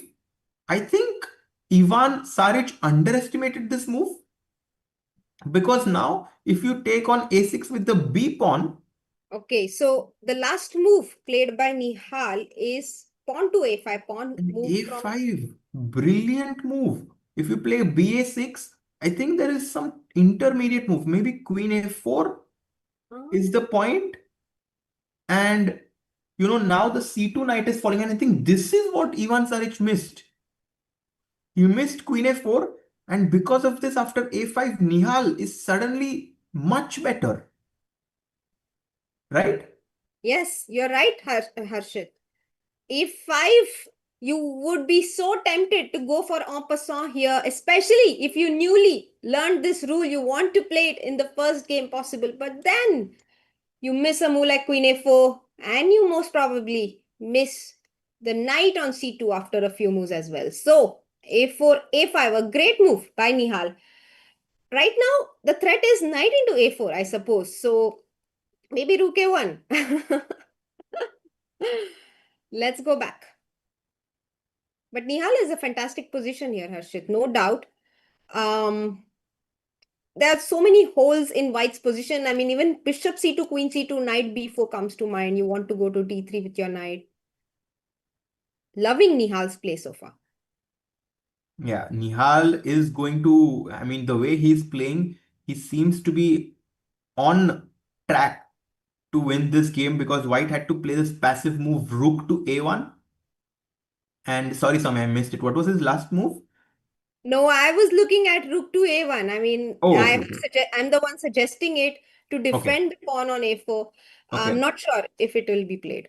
Yeah, but I think it makes sense, because White cannot really give that pawn on a4.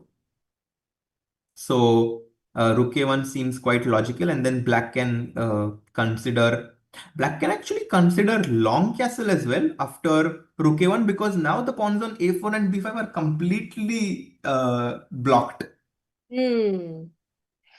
Long castle. Courageous decision, but also brings your rook to the d file in one move. You're ready to play knight b4 as well. Mm-hmm. Lots of possibilities here, Harshit. Yeah. I'm constantly looking at, which move.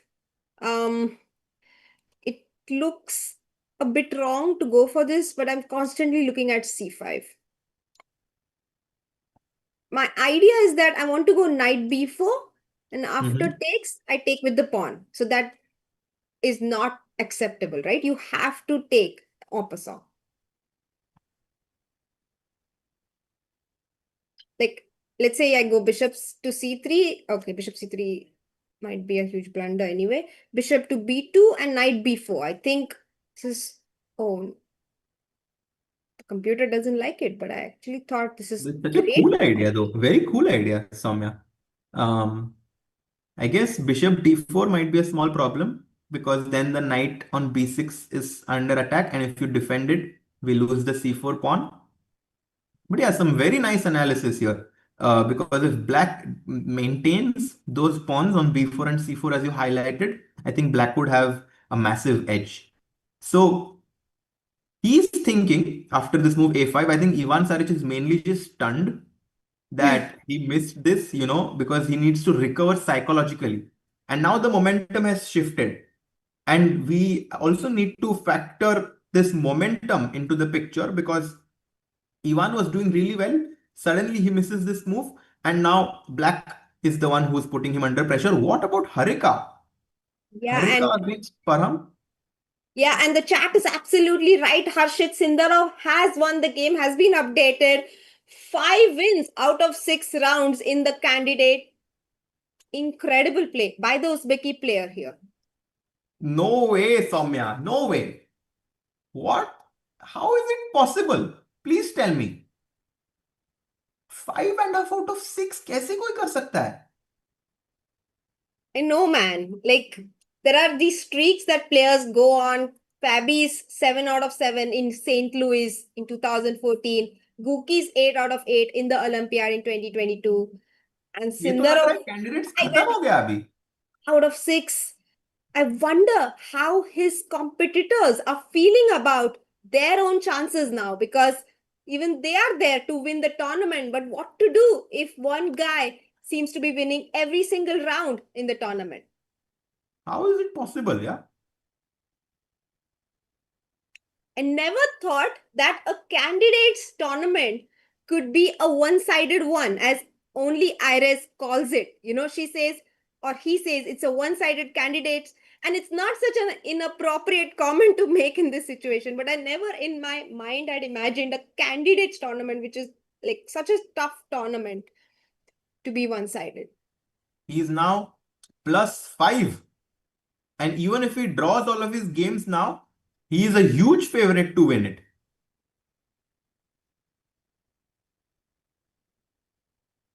Incredible play there. Let's go to Nihal's game. Yes, Nihal, but can we also, Oh, Nihal's ka game hai, can we go to Harika's game? yes, I'll bring it up on the board. Harika playing Parham Maksudlu. Man. What did he do? He brought his bishop to g2. The queen went back to e6. d3 Mhm. was played. And knight f6. So I suppose e4 would be met with d4. I guess that was the point. So knight f6 and bishop to d2. And now maybe he can try to just bring in her knight from 8 in the game, knight b6, and then threaten something like e4.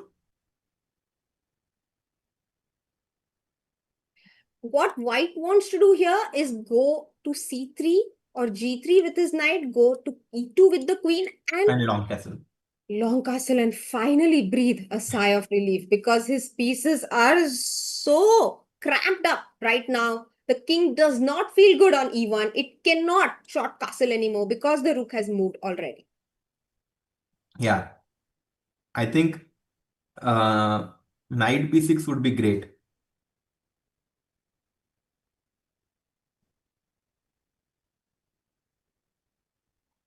b6 on the board. And I really want to go knight c3 because it also combats your idea of knight to d5. I mean, maybe not, but in at least I can exchange some pieces here.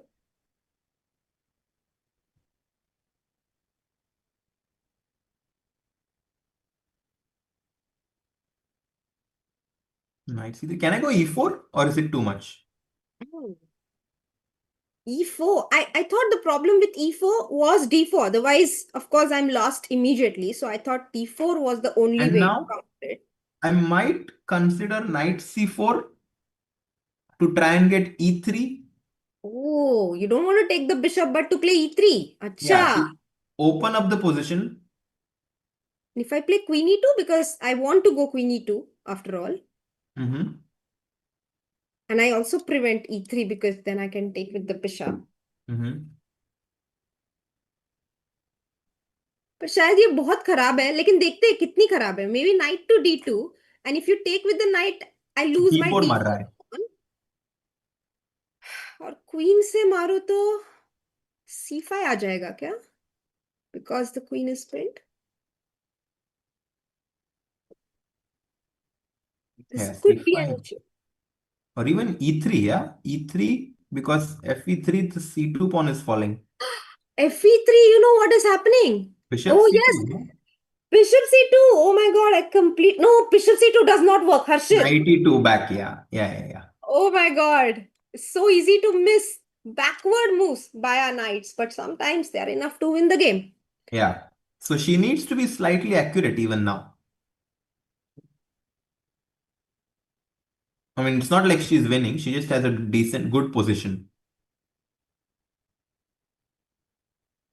Yeah, absolutely. You know, But honestly speaking, like the chat is full of Sundarov, and I just wanted to address this a bit. Like, I'm really excited about two things, Harshit. One Mhm. is I really want to see how the other players are going to now approach the tournament Yeah, because it says something about their attitude and their character as well, right? When yeah. a lot of hope is lost, how do you still face the situation? So Actually, yes, Samik, please go on. So I'm really keen to actually follow the candidates even more now, unlike maybe a lot of people who think the tournament is over.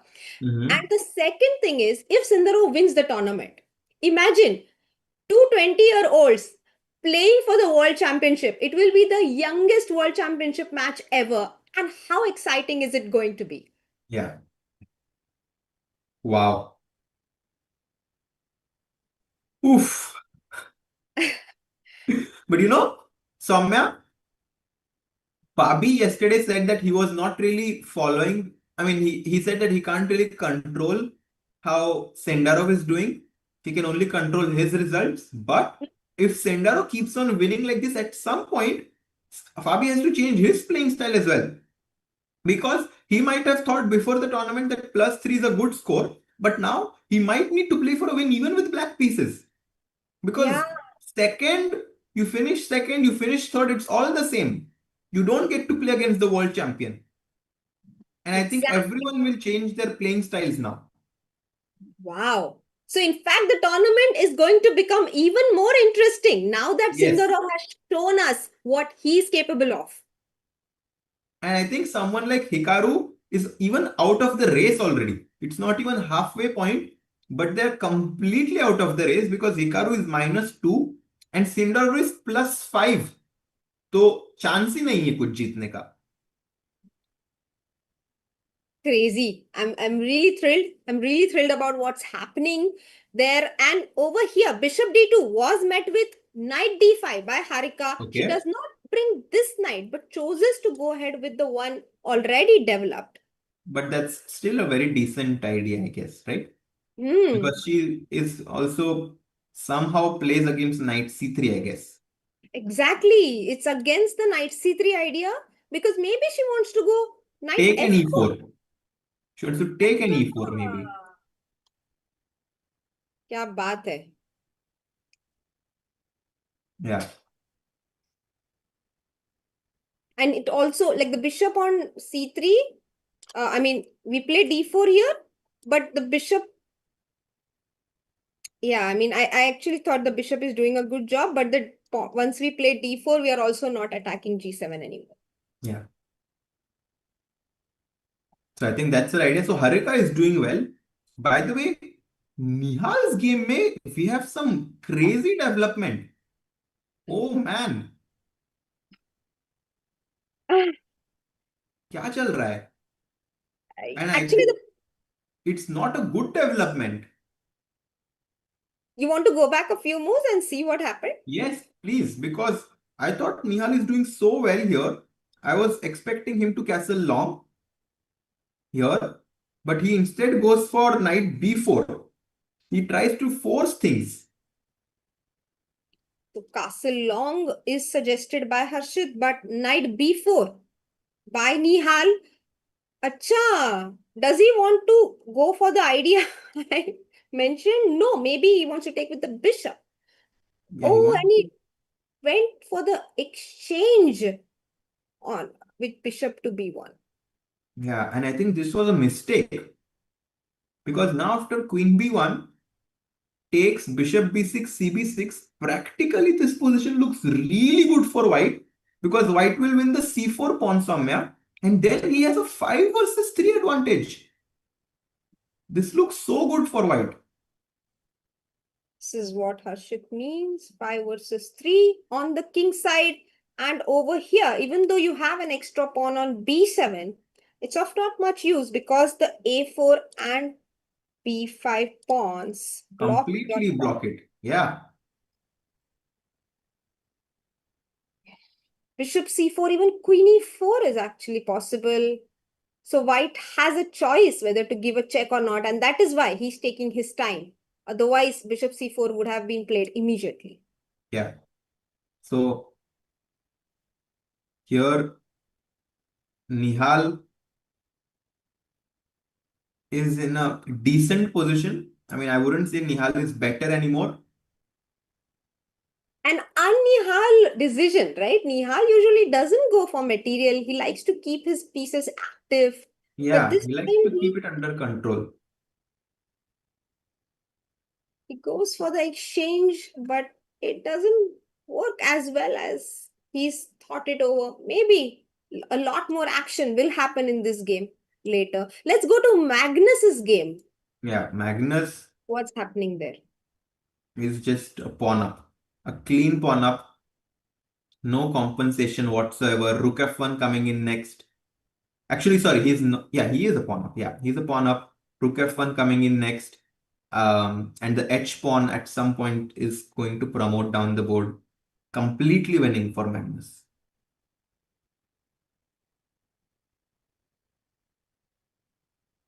Tough to face him here. I think Shamsuddin must be facing him for the first time in an over the board game, No, Harshit. no, he has played him actually in World Rapid and Blitz a few times, I think, Uh-huh. and Magnus has always defeated him. Okay. Oh, Nepo drew his game. Okay. Yeah, Good result for Nepo, no? Because he was under pressure. we actually thought Sarana is like significantly better, and now they're analyzing, but Nepo manages to hold his forte and draws the game. They're both country mates analyzing the game, I'm and curious. I'm curious, what did he play for C5, Harshit? Can we go back to that position and have a look for a moment? Here, C5. Cha. And he played knight B7, Harshit. mhm.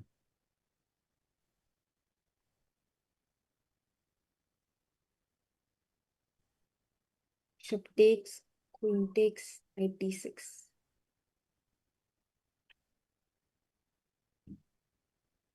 अच्छा free हो गई ना white की black की position हाँ और इसके बाद they just traded everything. So I guess this CB6 was not the best decision. But yeah, so this game ends in a draw. They both move on to 4.5 out of 5. Both of them are in really good position to fight for first place. Maybe we can take a look at Buddy Pranav as we have his camera on the board. Pranav played Queen C3 after Queen C7. I'm a bit surprised by that decision. But it does make some sense. He just wanted to control and support both of the pawns. I thought that he will just give away the material advantage and go for development. Jan Christoph goes for b6, and now Pranav is thinking. But yeah, this decision, of course, Soumya, it's easy for us to sit here and you know kind of talk about these decisions that the players are making. But I do think that in this scenario, it made sense for Pranav to just give the pawn back and go for activity. and knight f3 is what you suggest, right? Yes, So the point is Queen uh c5, Knight b3, and just think about it. We give away our pawn, which we were already up, and now we have two pieces that are developed. two Boom new and boom. yes, two new pieces into the arena. Why not? Why not bring out all our pieces to play. But Pranav decides to save his pawn and was perhaps not expecting the move b6, because if we take it, then black takes the queen, pawn takes, and even though the material wise white is a pawn up, but his pawn structure is completely scattered and black has enough compensation for now. Yeah, exactly.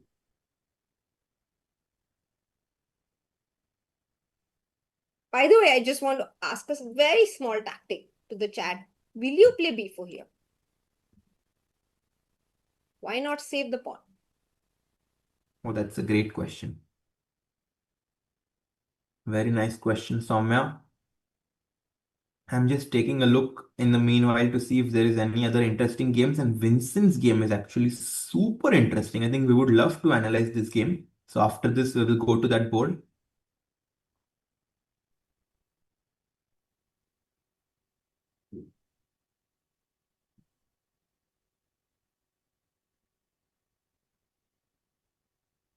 You know, Maria Muzichuk is also playing in the event, right? Yeah. Isn't? Yes.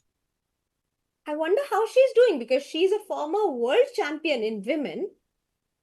I know that Alexandra Kostyuk is also playing the event, another former world champion.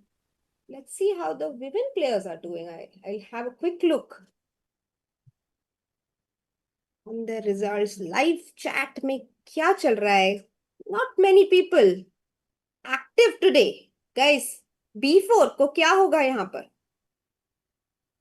Okay, maybe I can show it on the board. B4 would be a big mistake here because pawn takes. And we actually don't save the pawn, because after pawn takes, the rook on B1 is hanging. And that's why we are unable to save the pawn on C5. So B6 a fantastic find by Duda, completely neutralizing white's advantage. Acha, CB6, Queen C3 has happened on the board. So maybe this position is equal. The game could be a draw. We will go to Vincent's game as Harshit had suggested. Yes.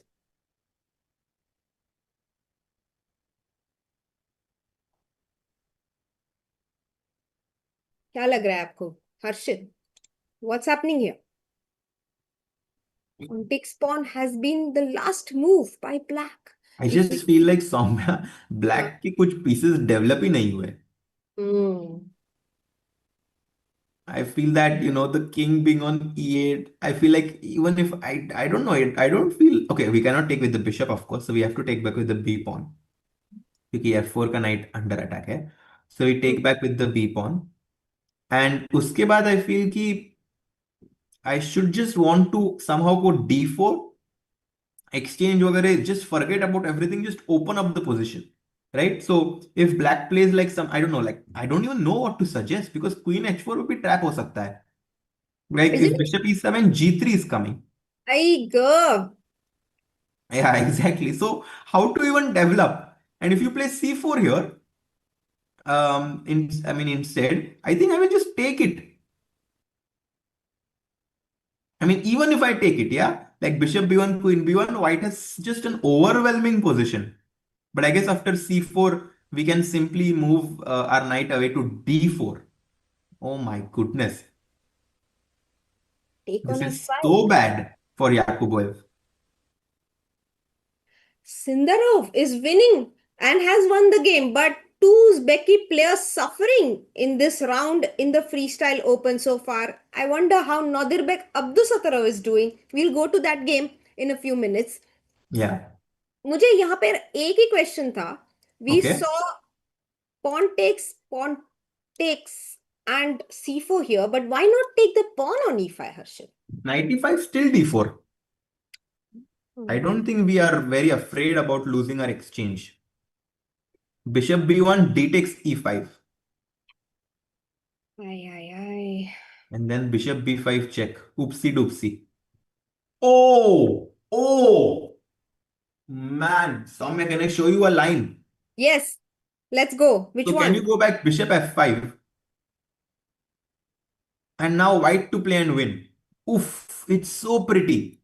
Oof, man. मजा आ गया. So beautiful. I mean, there are a few ways. Is this question for me or for chat? Yes, everyone. Okay, then. Everyone. How does white win, guys?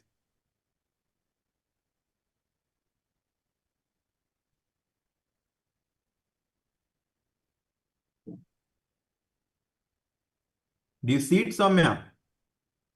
I see one way. This beautiful move. Bishop b5 check, king e7 and knight g6 check. Oof. Oh, knight g6. I thought. It's so beautiful, Soumya. Knight g6. And Oh, then I go fg6, bishop g5 check. So pretty. oof. Knight Oof. g6. Exactly. It is oof. And Yeah, queen so d7 good. mate. Wow. This is so beautiful. Yes. One of the prettiest mates we have seen on this stream so far. And king e7 की जगह king d8 खेलेंगे. Then also, I guess we have this check with knight to e6. Yes. And then fe6, bishop g5. And again, the queen will mate on d6. Mm, But the Oh, bishop controls it. But oh, we can sorry. simply pick up the queen on h4 and Ah, we will. yeah. Simple. Yeah. Yeah. Yeah. But a fun, very fun game so far, this one to follow. DC3, I think the game will be over very soon, Harshit. But you know, Soumya, Vincent is playing so good.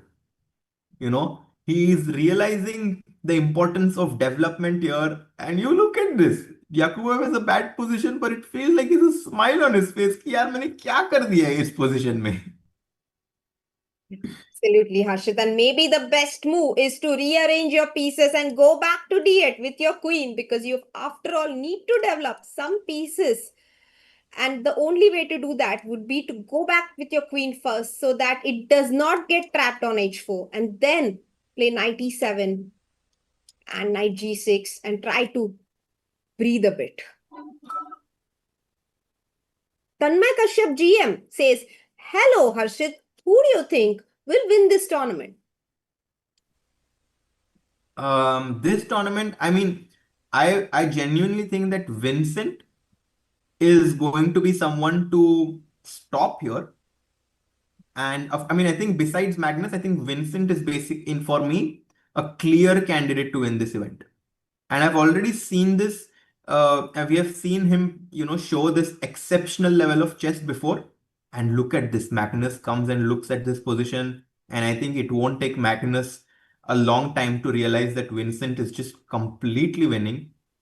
And yeah, look at this. Yakubov is like, do I really need to go back with my queen on d8? I mean, what's happening? Yeah, such a bad position. Sometimes you just got to do what you got to do. But maybe after queen d8, it's important for Vincent to he goes back queen d8. Sometimes these backward moves are like they are not tempting, but you have to make them. And now Vincent should just give away the exchange with d4 कि ले लो भाई तुम मेरा exchange चाहिए ही नहीं. Only active piece will be taken in case black takes on b1, queen takes b1, and suddenly the light squares around the white black king might feel very unsafe. There is a threat. Oh my god, this is so pretty. Can we see this if it works? Bishop e7. Okay. I want to go knight takes e6. Mm-hmm. Pawn takes. And now Mm-hmm. queen g6. Thank you for taking my exchange, I want to say. Okay. And then king f8. And here I really wanted to go bishop h5, but I see that it doesn't work because queen e8 defends the checkmate. And But you after, can just take the pawn on e6, I guess.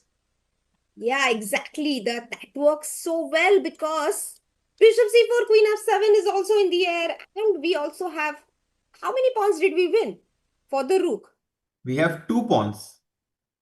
Oh, that's not enough. But the king is very weak. Kind of after d4, bishop b1, queen b1. that, White did some cheating. He just played 4-5 moves together.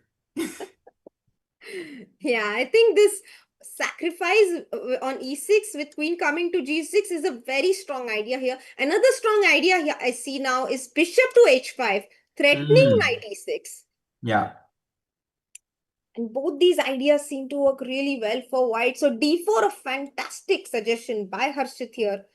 Will Vincent go for it? let's see. Let's see if he finds this. This is an important decision for him.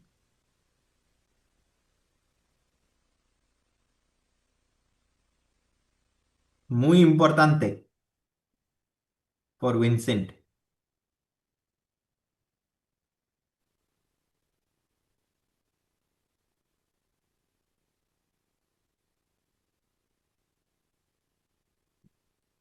Nobody's on the board, yeah? Or Vincent is? Vincent is on the board, I think.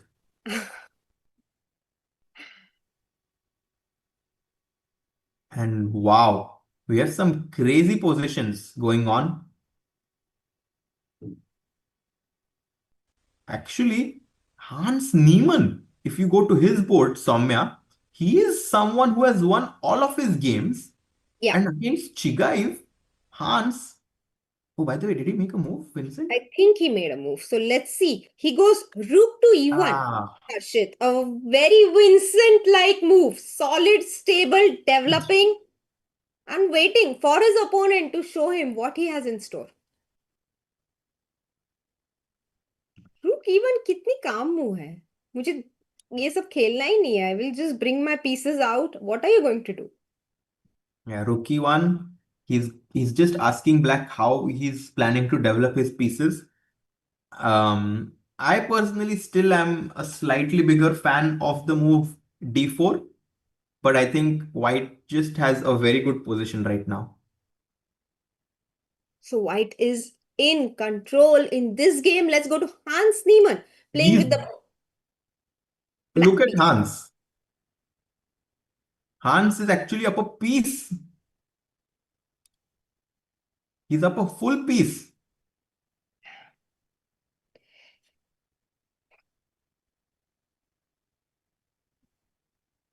And I don't know why. I don't understand this eval bar at all. If black is up a piece, why is he not winning here? Well, Is there White does have two pawns, right? And the white knight, the white pawns on e2 and d3 make it very difficult for the h7 bishop to come in the game, and White wants to go knight d4. So this is actually a creative way of White to play this position. Because if you think about it, the bishop on h7 is out of the game. We do have a passed pawn on c6. The more that I ponder on this position, the more this piece sacrifice has started to make sense for me actually. So let's look at the point where he gave up a piece. White b4 was played, Mhm. black played a5, and white went for b5 over here, welcoming black's c5. And he goes knight c6. A stunning piece sacrifice by white here. We are not sure if it works or not, but it is very beautiful to look at. Pawn to c6, pawn c6, knight b8 by black. By the way, knight b6 here would have run into, yeah, bishop c5, I suppose. But even rook c5, Harshit. Can you believe that? No way. Giving up a whole rook for two pawns, but preventing black's king from castling is also a decent idea here. Wow. However, he goes back to b8 with his knight, and white took the pawn on c5. Bishop takes, rook takes, threatening c7. So knight to a6 was forced. Black did not get time to castle. Rook c3 on the board and castle. Queen a4, And a bishop very f5. instructive move, actually, bishop f5 somewhere, to bring the bishop in the game before White gets the chance to go knight d4 and stop that bishop from coming into the game. And Hans was very alert to spot that. I still don't think that it's quite obvious that Black is better here. because white does have very good compensation ना, knight d4 पे आ सकता है, rook c1 या rook b1 आ सकता है, like white का position definitely easy है खेलने को, don't you agree? Yeah, I'm just looking. Yeah, the more I look at it, I agree actually, because knight d4, bishop e6 जाएंगे, right? Because bishop c8 doesn't make any sense to me. Bishop c8 पे जाके Yeah, I सारे agree. pieces arrange थोड़ी करने हैं. So I agree. bishop e6 पे जाएगा, and you are And then saying, rook b1 maybe na, or yeah, rook b1 makes sense to me. yeah, and we are not. Oh, can black play rook b8 actually? Rook Rook b, b8. oh, by the way, he's about to make a move, and is he actually thinking to play c7? No, he goes queen f4. Queen Just to, f4. just to finish this line, Harshit, after rook b8, white has a stunning idea with rook to b7, which Wow. gives huge compensation, threatening c7 on the board. But that Mhm. did not happen. Bishop f5 was met with queen f4. He goes c7 incoming. b4. Uh-huh. Not sure how I feel about this.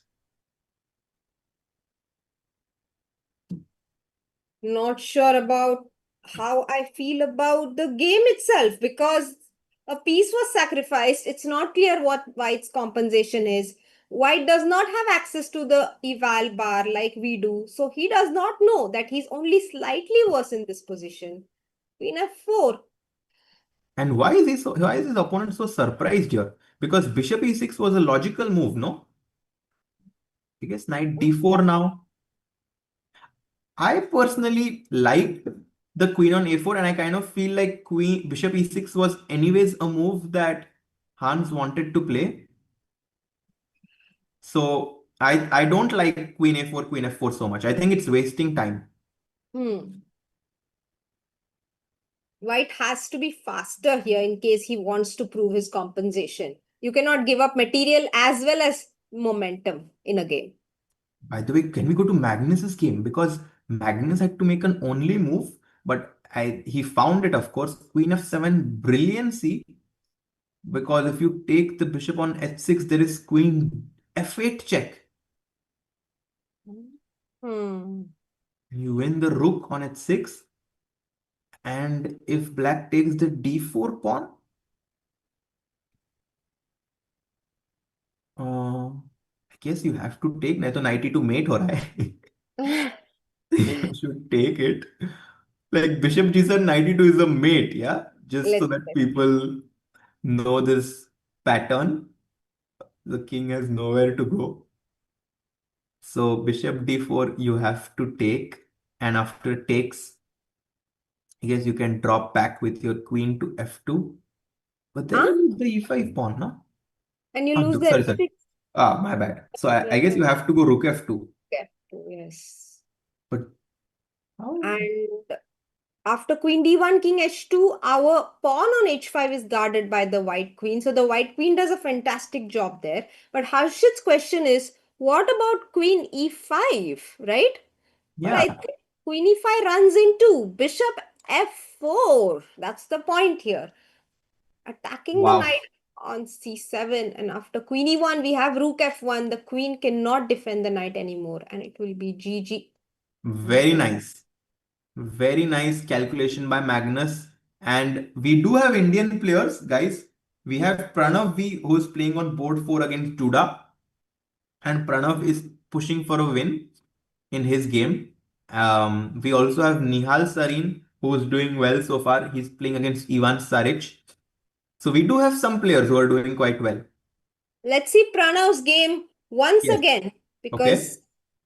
a lot of things have happened on his board. He went for queen c3 idea, black played b6, c takes b6, queen trade happened on c3, knight to b6, knight f3, short castle, and knight b3. This is the life position on the board. White is a pawn up, but his pawn structure is ruined on the queen side. What do you think, Harshit?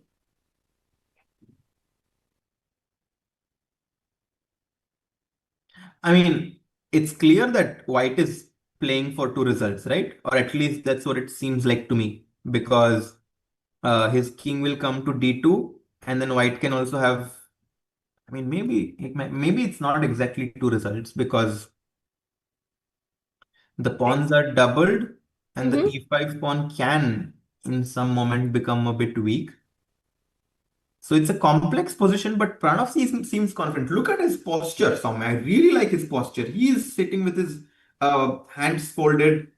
I think he seems quite confident about his position, and now he gets back into the thinking pose. We also get to see the POV of Duda here. I'm curious what white has planned against a move like rook to c8. Is that a sensible move to make here? Because my King d2, I guess. king d2 and I wanted to go knight to a4, Harshit. What Oh, does white have in store against this idea? knight a4. I suppose it has to be knight bd4 somewhere. Knight bd4. And if I take on b1, because knight c3 would run into what, guys? What will you play? For knight takes c3, I'm after all attacking your rook on b1.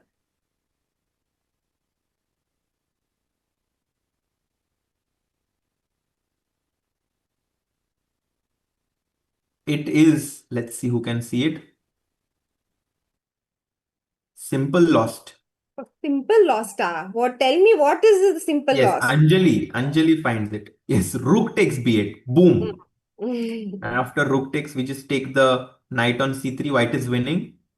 So knight bd4 threatening saving to save the pawn. But what if I take on b1, takes on b1 and knight c3 anyway? And Why then is rook this position so b7. bad? Rook b7 is what I wanted. e7 knight is hanging, pawn on a7 is hanging. क्या क्या बचाएंगे इस position में? बहुत Yeah, he this खराब looks play plan. really good for Buddy. Hmm. Let's go, Buddy. Buddy needs to strike today, Soumya, to have some chances in this event. We need one of the Indians in top five. Vamos.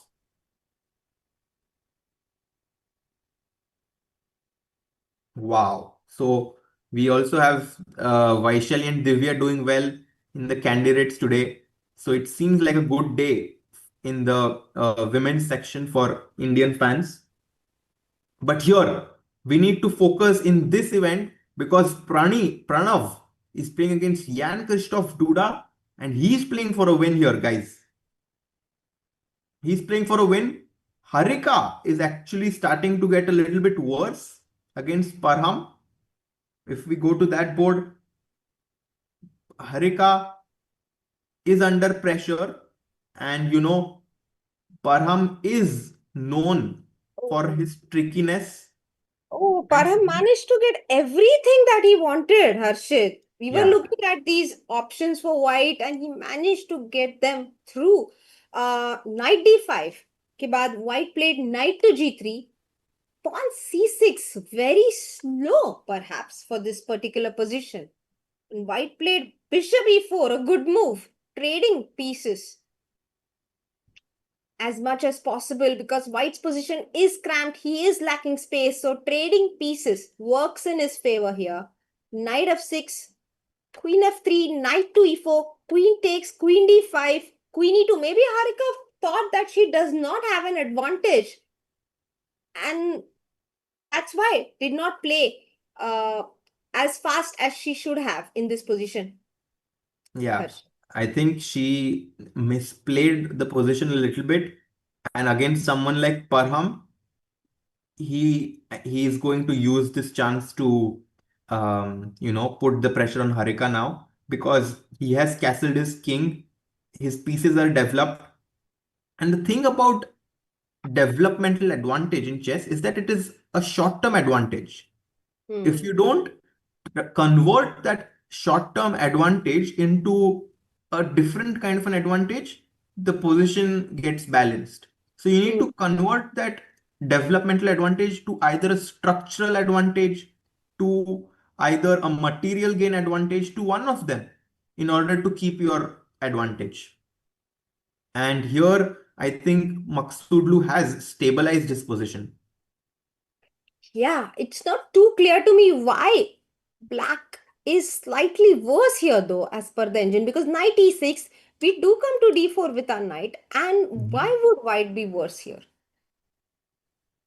Black, I mean, why is black worse here suddenly? I think it's because this pawn on g4 is such a nice pawn, Mhm, controls black from getting f5. mhm. And I think because black has committed this move to pawn to c6, maybe the king side is a little bit weak. But yeah, it doesn't feel like black should be much worse. But yeah, the rook on h8. Yes, now I see it. The rook on h8 needs at least two moves to come into the game. And until that, white will just control the e line with rook g1 or even rook d e1. Okay, so maybe we bring the rook from d1 to e1. You're attacking my pawn on e5. Let me push f6 and support it. And I threaten knight d4 once again. Maybe g5 over here. Wow. Wow. So suddenly looks a bit risky for black after we spot g5, because knight takes, bishop takes, pawn takes, and this is a great position for white because pawn on e5 is a huge weakness. So Maksudlu, I have a feeling, is going to not let this advantage slip. So Maksudlu is doing quite well. Do you want to quickly go back to Magnus's board because he again needs to find an only move? Oh, all of that happened, kya? What Yes, we this has discussed. happened. Queen f7 was played, knight takes, queen takes, rook f2, and instead Yeah. of queen e5, he plays queen d1, king h2, king to b7. And now White needs to play Queen G6. Queen g6. Why not rook f6? I see that. I see the obvious problem here. If I move the bishop away, I might get checkmated very soon with rook h5 because the queen protects the rook from d1. But And why is he not gonna rook play? f6? Yeah, Rook Oh, F6 he's is a he's going to logical his. move, but But this might allow Queen E1 maybe. Wow, what a hmm. defensive resource. Maybe Queen E1 trying to go to H4. There might even be a better way to do it. It seems to be. But But Magnus was going towards his queen, right? It seems like he's going to play the queen to g6 instead of this move, Harshit. yeah, I think Magnus's intuition never fails him. Yeah, he goes for it. He goes Queen G6. But if you have to also give kudos to Shamsiddin to kind of force Magnus to find his only moves. And Magnus, of course, delivers. Goes Queen G6. And in fact, now white is threatening rook f7 ideas, putting pressure on the c7 knight.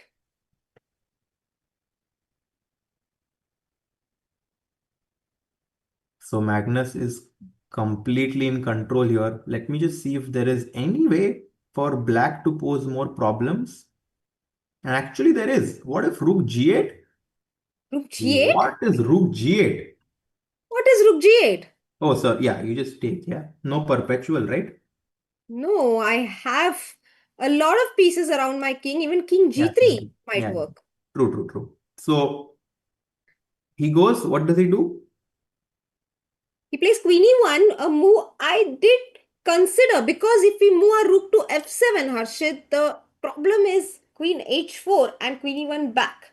So what do we do for queen e1? We cannot go queen g3 here because we then drop the bishop on h6. Yeah, it's not very clear, right? Maybe Rook F3. No, Rook F3, Queen E5.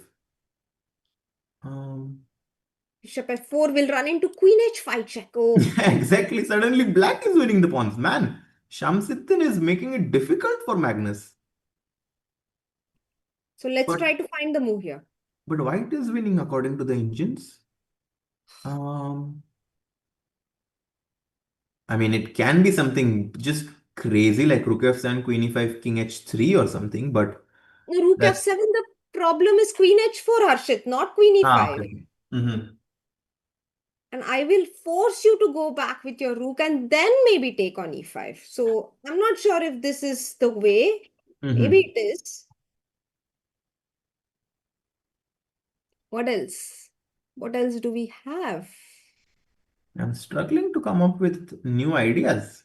I mean, I thought like the point could be to, yeah, no, actually for me, I only see rook f7. I don't see anything else. Yeah, and rook f7 runs into queen h4, so we go for that probably. Wait, so rook But f3, queen e5, king h3 is another idea. I think queen e5, bishop f4 might work, no? Because what do you No, think of this move? It but we have doesn't work. e5 in the end, always. Ah, and also rook h5, queen e1 might be an issue actually. And this Yes. move I completely missed. And king Mm-hmm. g4, there might be a checkmate only, but queen e2 at least is a perpetual. Yeah. So Magnus is thinking after queen e1, rook f3, queen e5, king h3 makes sense, Soumya. f3. Yeah. Rook f3 with the idea to meet queen e5 with king to h3 and no check.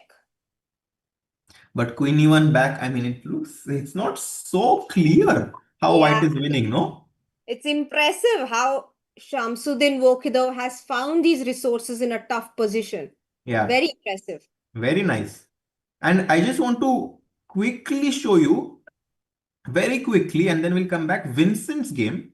Oh, there is Because, a good question in the chat. Maybe we can answer it and then go to yes, Vincent's yes, game. sure, sure, sure. Queen f6 was a mistake here, but a lot of people want to know why doesn't it work? Mm-hmm. But the problem is the queen is overloaded. It defends the rook on f2 as well as the bishop on h6. So we pick up the bishop on h6 with our rook. We give it up, but then we pick up the rook on f2 and we are left with an extra knight on the board. And that's why we have to keep the queen free to defend the bishop on h6. Let's go to which board, Harshit? Vincent's board. Vincent अच्छा अरे Vincent का game में तो क्या हुआ है रुक G6 he played हाँ अच्छा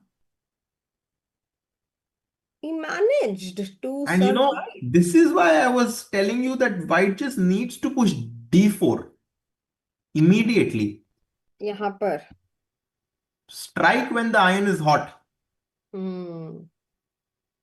This was Harshit's suggestion, which was pretty awesome actually. D4 would have done the job here, most probably. But instead, Vincent chose Rook E1, a solid move, allowing Black to continue with his development.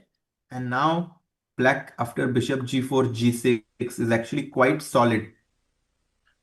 I really dislike how Vincent played in the last few moves, allowing Yakuboev to come back in the game. And I mean, black has no weaknesses in this position. Yeah, you have to let go of a few things in order to gain something in return. And here, White had to let go of the exchange in order to gain an advantage with quick development and initiative. Yeah. Knight b6 on the board, Harshit. d4, knight b6 क्यों खेला है? To d5 stop prevent. d5. Yeah, to stop d5.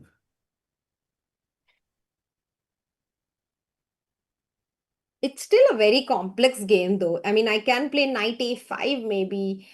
Not sure if it's a good move. It is not, but it does come to my mind to threaten the pawn on b7.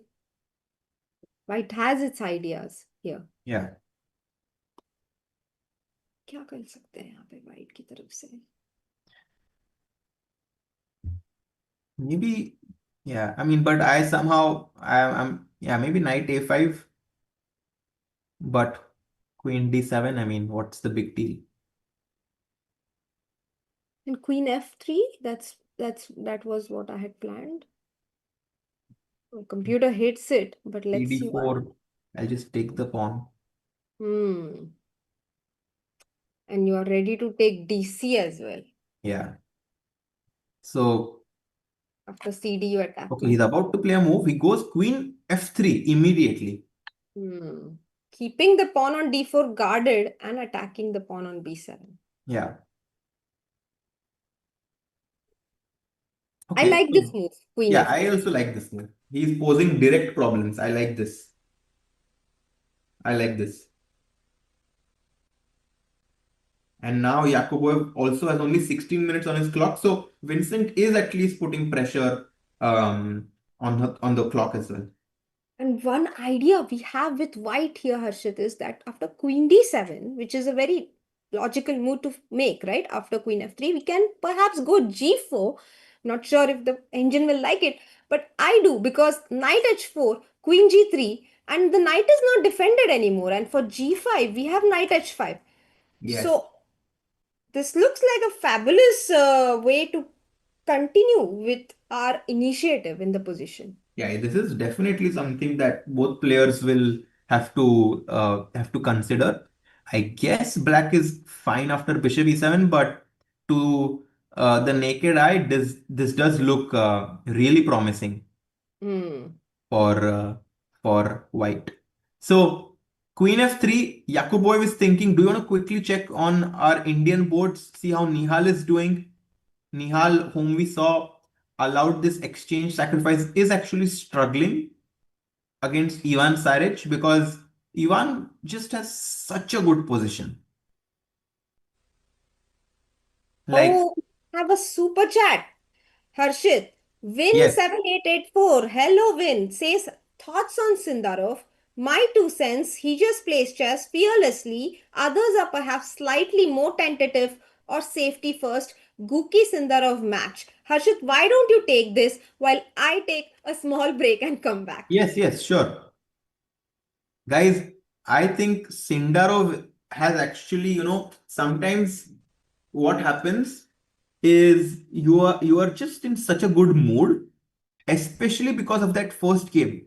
If you remember, Esipenko was actually close to winning, or at least had a very big advantage against Sindarov. If Esipenko had won that game, this storyline of Sindarov would have never emerged. And I think because he won that first game, he just got so much confidence that after that, he kind of thought that even if I get in a bad position, I can win. And I guess that's where he kind of got that his fearless attitude even became stronger. But right now, for me, I do think that it seems like Sindarov um, is cruising towards towards the world championship match. But अभी भी 8 round बाकी है यार. Like, imagine a match where, just imagine this, okay? Fabi is playing Sendarov in one of the final games. Let's imagine, for the sake of it, that Fabi plays Sendarov in the last game where Fabi trails by 1 point.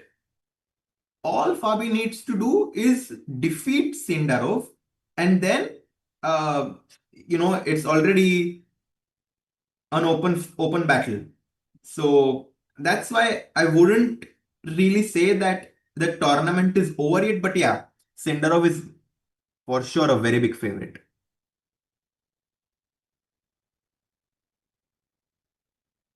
Okay, so Fabi is actually playing with him in 11th round. That I think that game will decide who is going to be the winner of the candidates.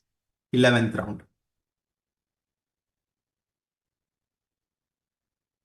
No, it's a very long event, yeah, guys. Of course, he's a favorite.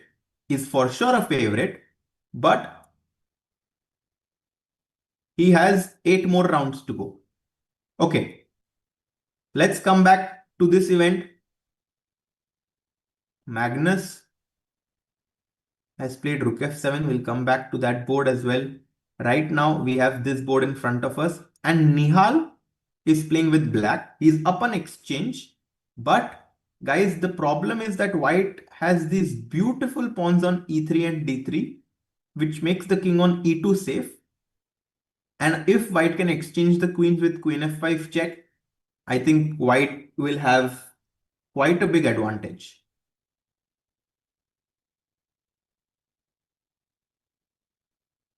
Yeah, that's my feeling. That queen f5 check is what Ivan Saric wants.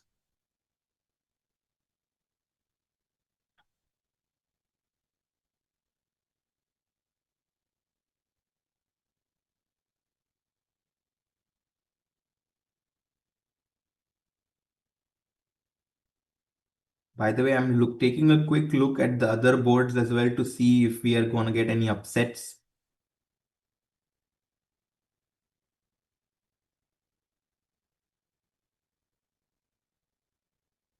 Uh-huh. So we only have one result so far, guys. On board 2, Jan Nepomniachtchi draws against Alexei Sarana. अभी तक main result यही हुआ है. And maybe we can go full screen on Magnus versus Shamsuddin because things are heating up on that board. Shamsuddin is fighting well. And Magnus about to make a move. He goes king to f1. Wow. Wow. That is very unexpected. Wow, we are watching Magnus versus Shamsuddin. Very Here. unexpected move. King f1. So, yeah, he did go for the rook f7 idea that you mentioned. Harshit, queen e1 happened, rook f7, queen h4, king g1, queen d4, and king to f1. Yeah, but king f1 कैसे कोई सोच सकता है?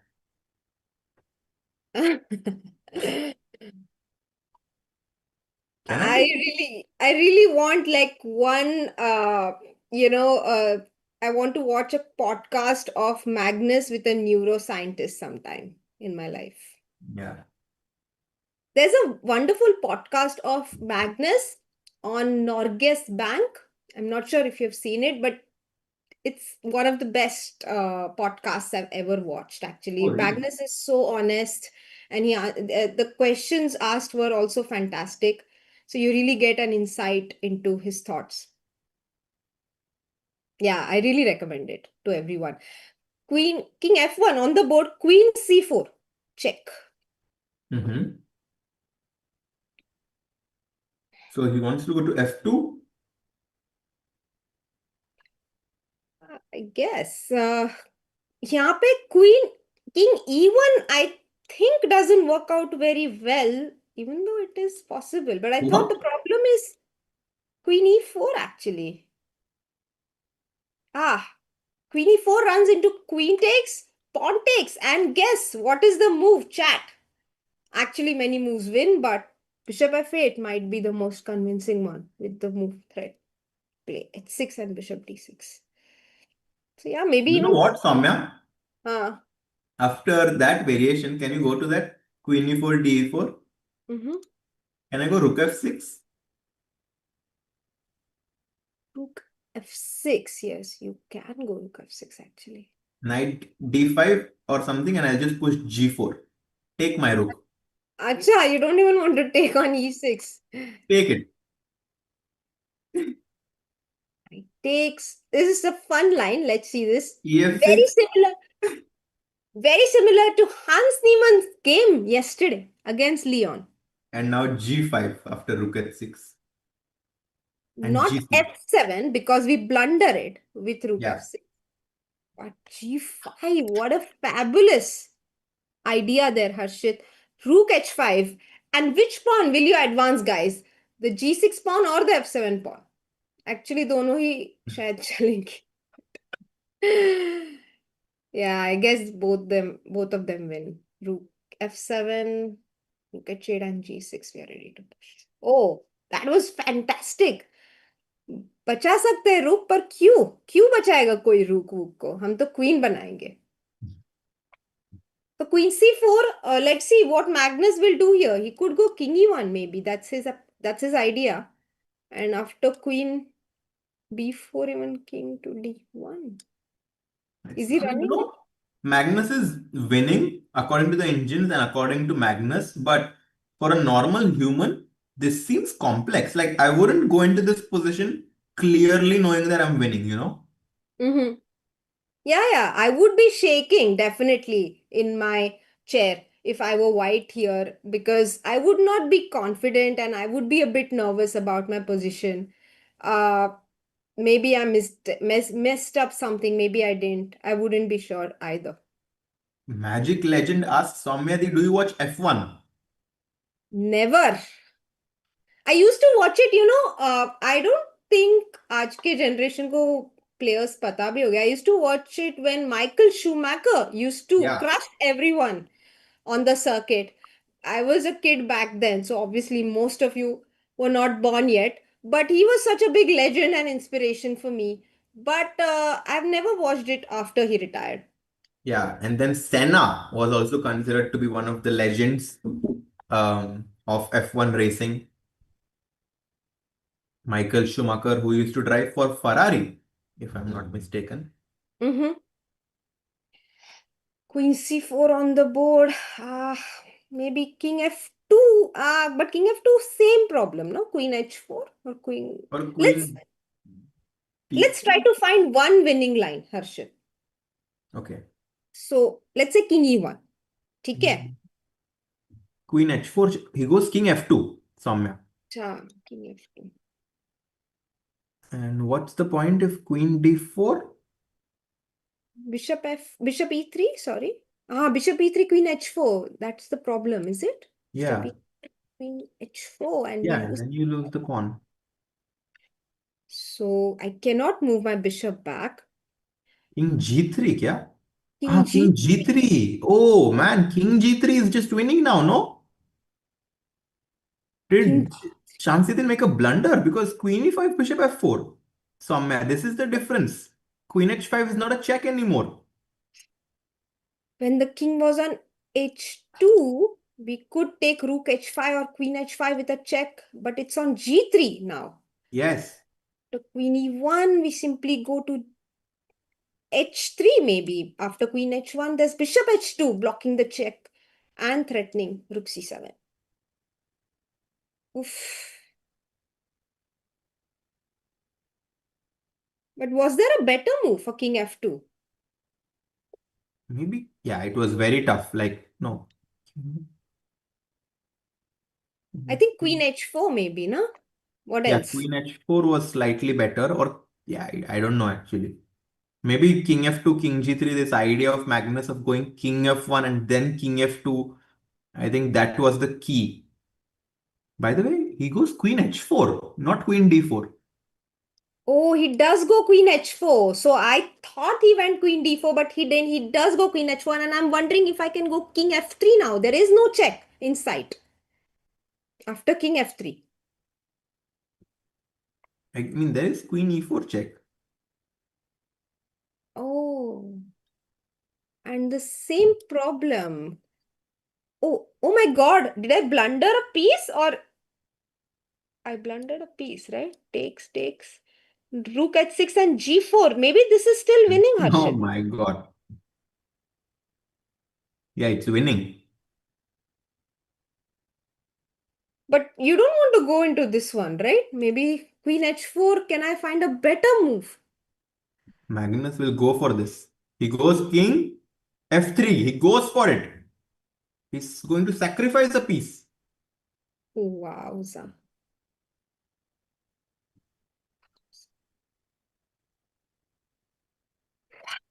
What a player, How does he Magnus. manage to create such beautiful games in every round, Harshit? 5 he round हुए हैं और पांचों game उन्होंने कितनी खूबसूरती से निकाले हैं. And he just takes on E4. Magnus is unimpressed. He's like, yeah, I've seen all of this. Takes, rook at 6, G4. And the H and G pawns. And you can see Hans also keen to know what's happening. But I think everyone knows that Magnus has found his way to a win here. Rook at 6, pawn to G4.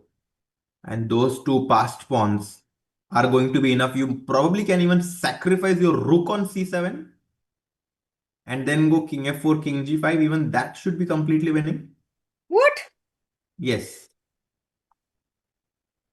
He goes G4 and after King C6. But we don't need to do this. We can just simply go something like Rook F6 and H6, I guess. Yeah. Or even king f4, king g5 must be good enough. And we push our pawn. The knight is pretty useless to prevent our pawns from becoming a queen. Yeah. But actually, can you check if after king c6, rook c7 is winning?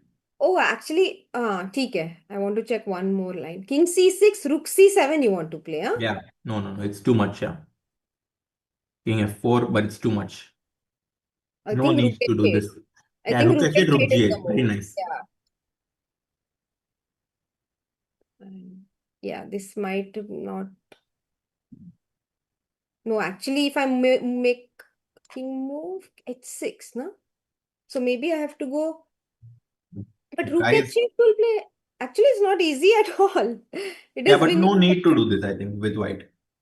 But I have another question. King f4. Sorry, king c6. Maybe I can play king f4. Oh, he's gone rook h8. No, He goes rook h8 back, and now Magnus goes king f4. It feels yeah. as if Magnus has already calculated the win. I think a good try might be king g3 or king g5 and then king to h4 and push the g pawn. That's not a good try. That's the best try, Soumya. Well done. I think that's the way for white to win. And Magnus has seen this, guys. For everyone joining in, Magnus Carlsen drew his round 4, round number 5. He's going to win his game against Shamsuddin Wokidov, and he's going to move on to 4.5 out of 5. Jan Nepomniachtchi drew to Sarana. Hans is better. If Hans win, he will be the sole leader, Soumya. Let's see what Hans is doing, but we will stick to this game mainly. Let's just quickly go and see what is he up to. Queen to d8 was played. It is black's move. Black is not a queen down. He has picked up the queen now. Knight h6 पे है. Already white एक piece down है और दूसरा piece भी काफी खराब है. So he So white managed. has 3 pawns for a piece now. However, the pawn on c6 is completely blocked. You can't really ever push e4, because then I think black even has the option to play d4, and the d3 pawn becomes weak. So maybe Hans is doing really well, even though white has 3 pawns for the piece. Yeah, I And have a feeling that maybe tactically something is going wrong because positionally, do you think positionally ही खराब है white की? because plan क्या है? How will white make progress? I don't see a progress for white. There are no weaknesses to attack in black's position. जो Maybe weaknesses थे वो मर गए already. हमने दे दिए. Yeah, it's still not clear to me that why is this so lost compared to the position 5 moves ago, 10 moves ago when white had compensation. But basically, white c6 pawn might also become a weakness later. Yeah. And also the queens are not on the board here. So the more pieces we exchange, the value of the value of our material advantage will also increase. And Hans is on his way to become the sole leader. Oh, that would be great. I mean, if we can somehow get him to join us after his game. Hans is doing well. I'm also curious to see if we have development in any of our Indian boards. Nihal Sarin's game actually was definitely of interest to us.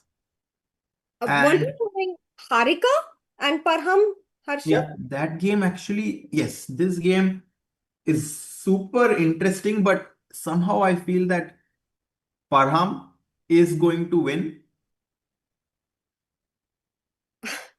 Can you believe this? So the previous move, uh, white had long castle, black gave a check on h6, and instead of going to b1, which is the more normal move here, He plays king to d1 on his last move. Yeah, and I think the point is that in endgames you want your king to be as close to the action as possible. But the queens are already on the board and you're like, ये तो endgame नहीं है, but guys, he's preparing for it because the end game is coming, and that's why he chooses to put his king on d1. He has a black made a move, by the way. What was it? Bishop g5, a good move Okay. by black. Controlling the square on h4, preventing white's h4 and threatening h5 herself. Mm-hmm. So Harika is trying to hold. Maybe rook g3 to f3 could be a nice idea for white, Soumya. So, And then you put pressure on the f7 pawn. yeah, it is possible. And yeah, I mean, I cannot take on I mean, I can, but then it's not a good move because takes rook e4 and my d4 pawn will be very weak. If bishop f6, I play rook f3 as well, and then I pick up the f7 pawn. Exactly. So yeah, rook g3 a very decent way to continue this position. Maybe it runs into rook h e8, but it's just a game. I think Harika has chances, Harshit, to be honest. I mean, Parham, a much stronger player and very experienced at the top. So that's why we are thinking that White has a bigger advantage than he actually is. That's what I feel is Yeah, happening here. no, I think you're right. I did take that into consideration as well, that Parham is a stronger player, and also he had a worse position and he kind of went from a worse position to a better position. So I feel like the momentum is with him, but I was wrong. I thought that Hans will be the only player on full points, but Vincent Keimer actually suddenly now has a huge advantage, and also Yakubov with only 2 minutes. And can we get their cameras? And here we see Yakubov with 2 minutes. He goes knight c4, very uncharacteristic, to leave the b7 pawn hanging. Yeah, why would you do that? Did you blunder it? Did he blunder it, Harshit? Because knight c4, yes, the bishop is hanging on d2. So bishop c1, and will he go back knight b6, or how does he plan to save it? Because b6 is not a move you want to make, He right? takes on d4, cd4, and yeah, you are right. b6, you generally want to develop your bishop and just castle, right? Castle karna hai kaise to. And now he has allowed white this crucial tempo, which means that white wants to go d5 next. Also, I have a feeling that knight b6 might run into a piece sacrifice on e6 with takes, and queen g4. The computer hates it, but this is something I would be worried about during the game as black. Yeah, this is for sure something that black needs to at least consider. But I feel that even a move like pawn to a4, Soumya, would be really annoying to face, because then a5 is coming in next. And how do you defend against it? I don't really see a good way. You're posing immediate problems on black, and Yakubov is in serious trouble of losing this game. This move knight c4, Soumya, was just a big mistake. He's already behind in development. He cannot afford to lose more time by making loose moves like knight to c4, which do not serve a big purpose in completing his development. So knight c4 a mistake, bishop c1, knight takes d4 played, c takes d4, and bishop g7. He gives up the pawn on b7 and wants to castle as quickly as possible. Yeah, but this is just a clean pawn up for white. I mean, okay, now is when I would consider the piece sacrifice. But okay, why to do it? Yeah, we can just simply win a pawn. But okay, I guess we have some time, so we can consider it. Knight e6, rook b7. But then black gets rook c7. No need to do any of this. No need to do any of this because black has rook c7. Let's just simply win a pawn on b7 and have material advantage. I think that's the way for white to continue. Yeah, we are not scared of a move like queen d4 here, guys. Why are we not scared of queen d4 here? How many in chat Ooh, can find the tactic? that's a good question. Guys, are you alert?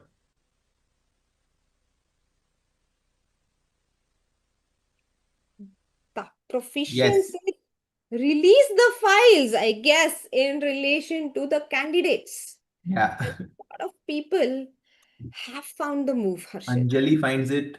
First, knight takes e6. Yes, this is going to be completely winning for white. But actually, yeah, queen Mhm. f7 and this is mate. Soumya, after rook b7, it does allow black to castle. The move that we really did not want black to achieve. So maybe instead of rook b7, d5, yeah, hold dete position ko. Oof, Just open it up completely. the board, and you want to ignore the pawn, but go d5.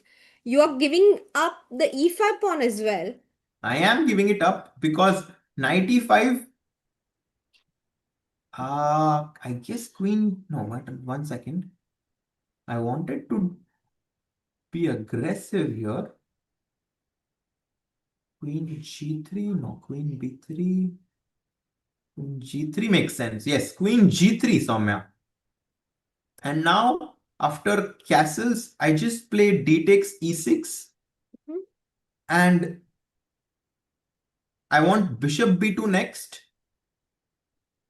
And this looks overwhelming for white. Yeah, I agree.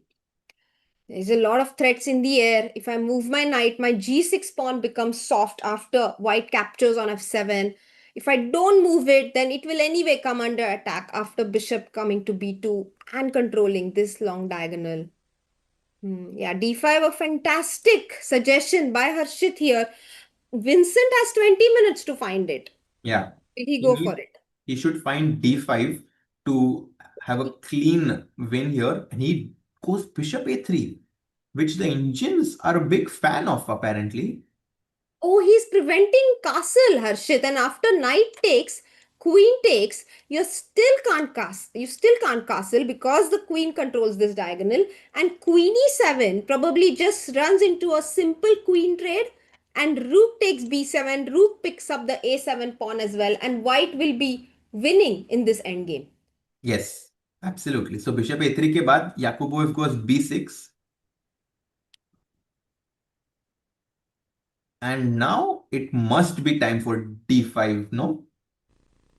Oh, d5 now. Why wait? Let's go. Oh, yes. d5 seems so strong here. Looks completely winning. And yes, Vincent goes for it. Vincent finds d5. And now Yakubov only has 1.5 minutes on his clock. So Vincent is going to be the first player to get 5 out of 5. He hasn't even dropped half a point yet. Let's also go to Magnus' board because he seems to be crushing. He Yeah, but has gone for the king maneuver to h4, Harshit. yes. And now at 6. But Magnus is just completely winning. No g5. I mean, any move for Magnus wins, I think. Any move.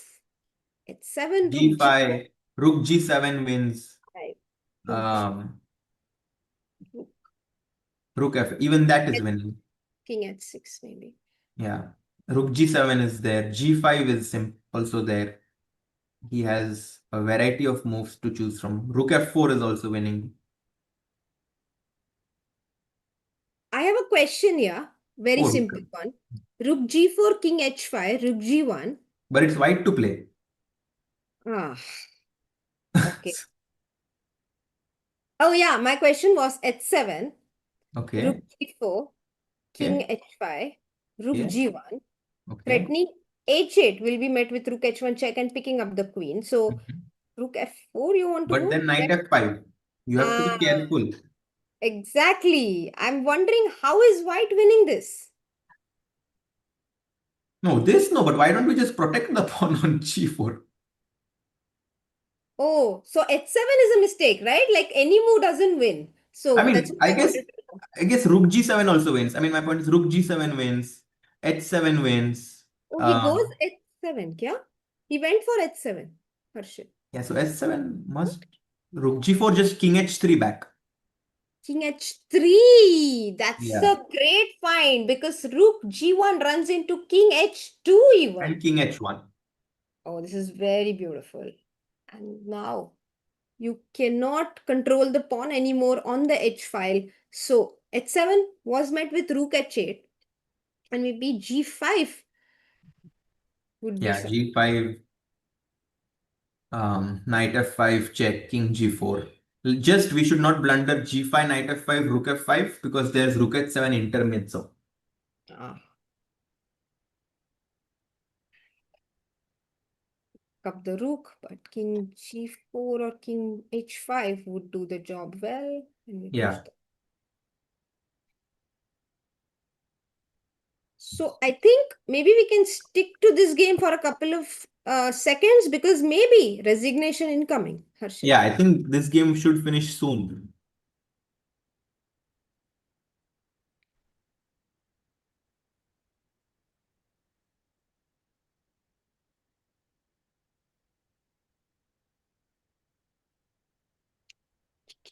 Yeah, I think Magnus is going to. Okay, let me try to predict. I guess g5 is the cleanest, right? Knight f5, king g4. Yeah, that's the cleanest. Why do you want to go to g4 and not h5? Can you tell me? Because I just want to like not allow any checks on the H line. Like, Hmm. I just king g4, g6, and rook f5 next. Okay.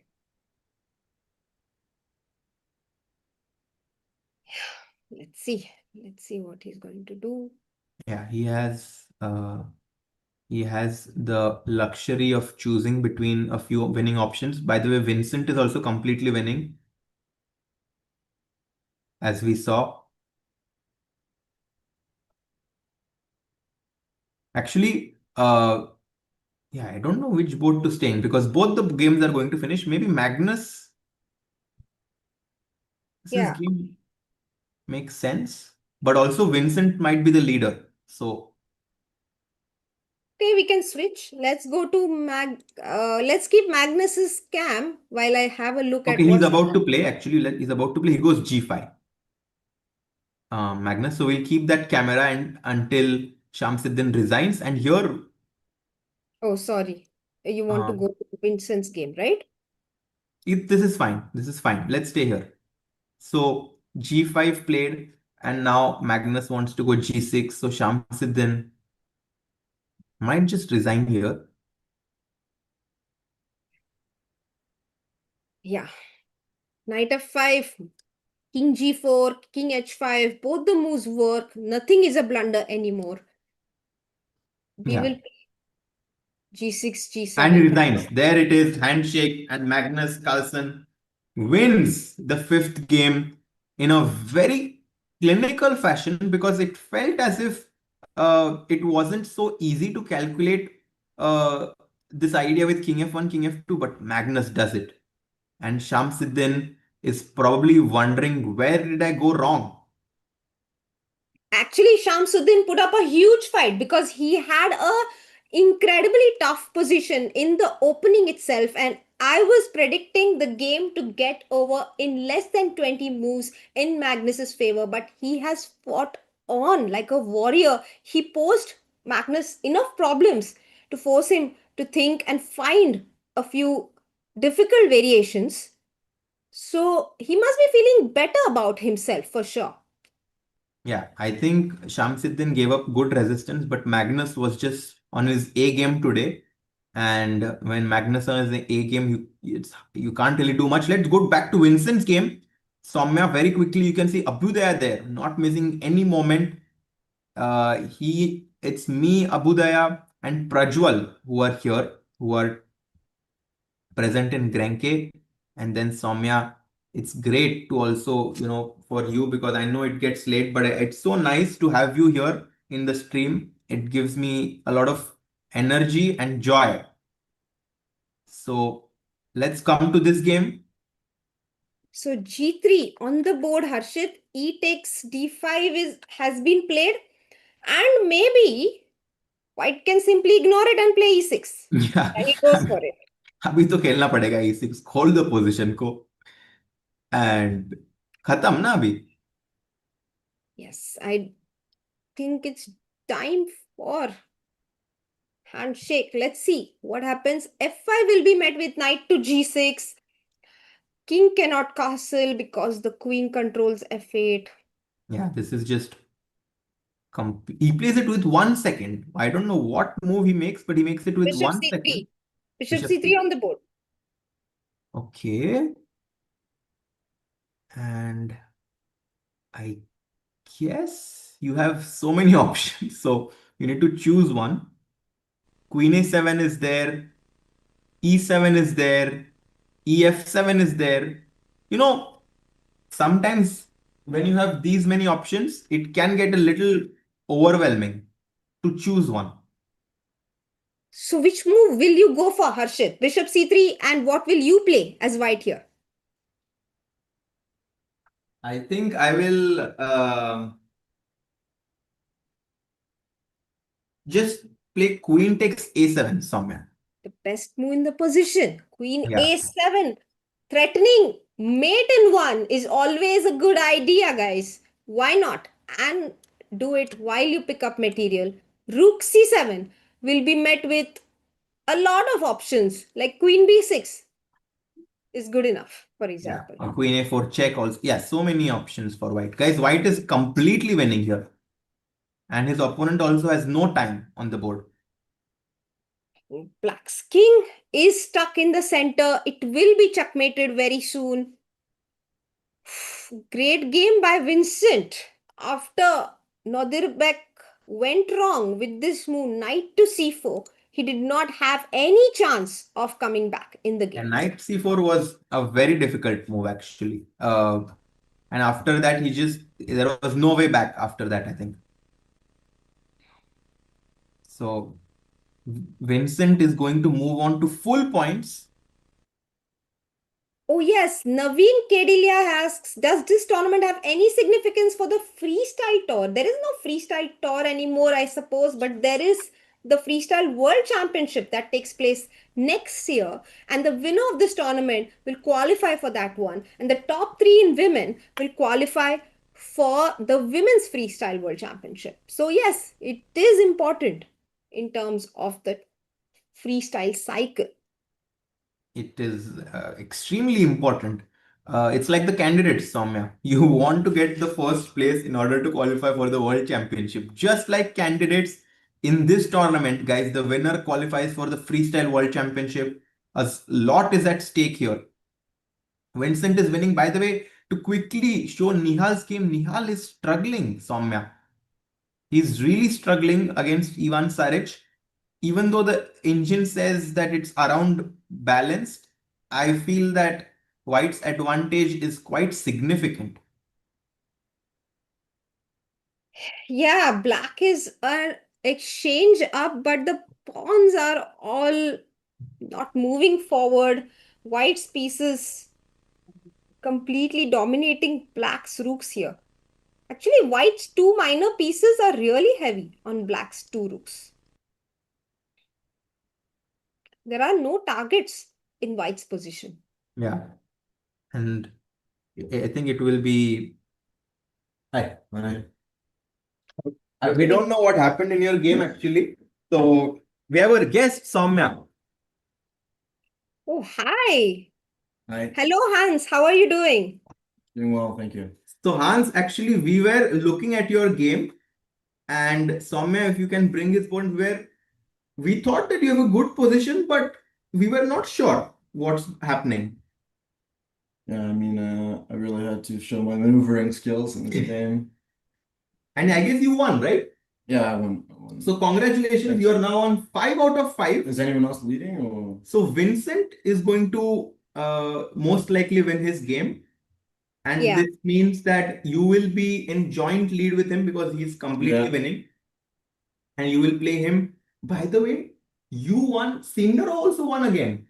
Yeah, shocking, but when people have to win against you, it's normal that these types of things happen and people overpush. So I presume Fabi didn't win. Fabi drew his game. Yeah, it's pretty dominant performance.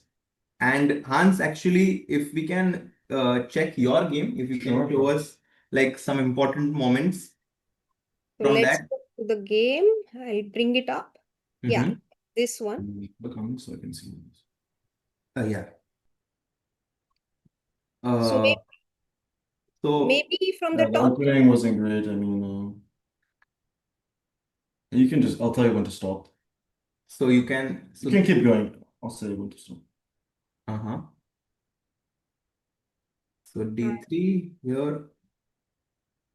E6, bishop E3, bishop to E7, rook C1, knight BD7, C4, C6, Yeah, eight, but eight. This rook 8 was a cool idea, yeah? yeah, well, I mean, I defend the pawn.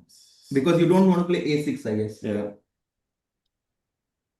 So you played rook 8 and then Pawn takes with the E pawn and knight to D4, bishop at 7, and Wow, I B4. really played quite well. Yeah, this obviously I'm not castle, so there's all these concrete ideas. Yeah, okay, well, I played well. You can continue? Yeah, this was 5 and yeah, B5. What did you yeah, I do? guess I evaluated it correctly because it looks so scary. There's some lines where you sacrifice the piece like this in the Catalan. Dubov played similar line, but yeah, you can continue. so B5, were you like surprised I by was this? very worried. I mean, I spent a lot of time. Uh-huh.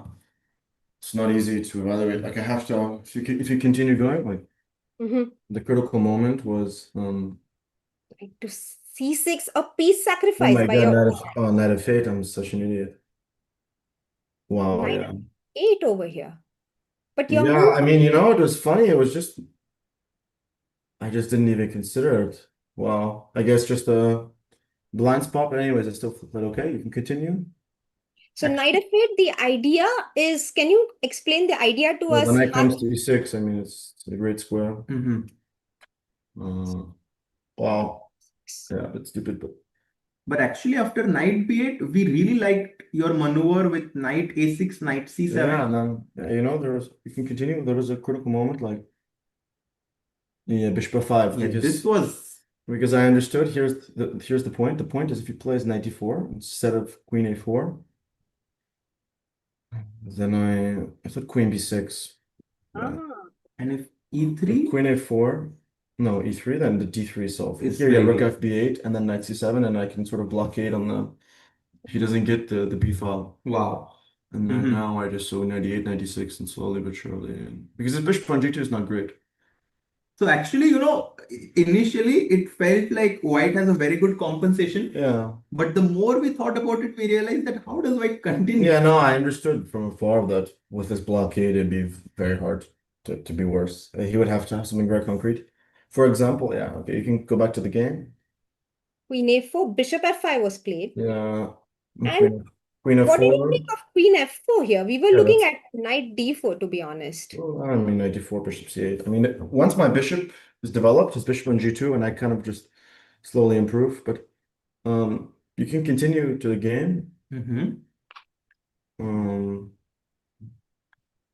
Yeah, a4 was I mean a high level chess move. I mean, because you think rook b7 is coming, but taking the space for my rook on a5, and also if he gets a4, he plays knight b5. I can never really take.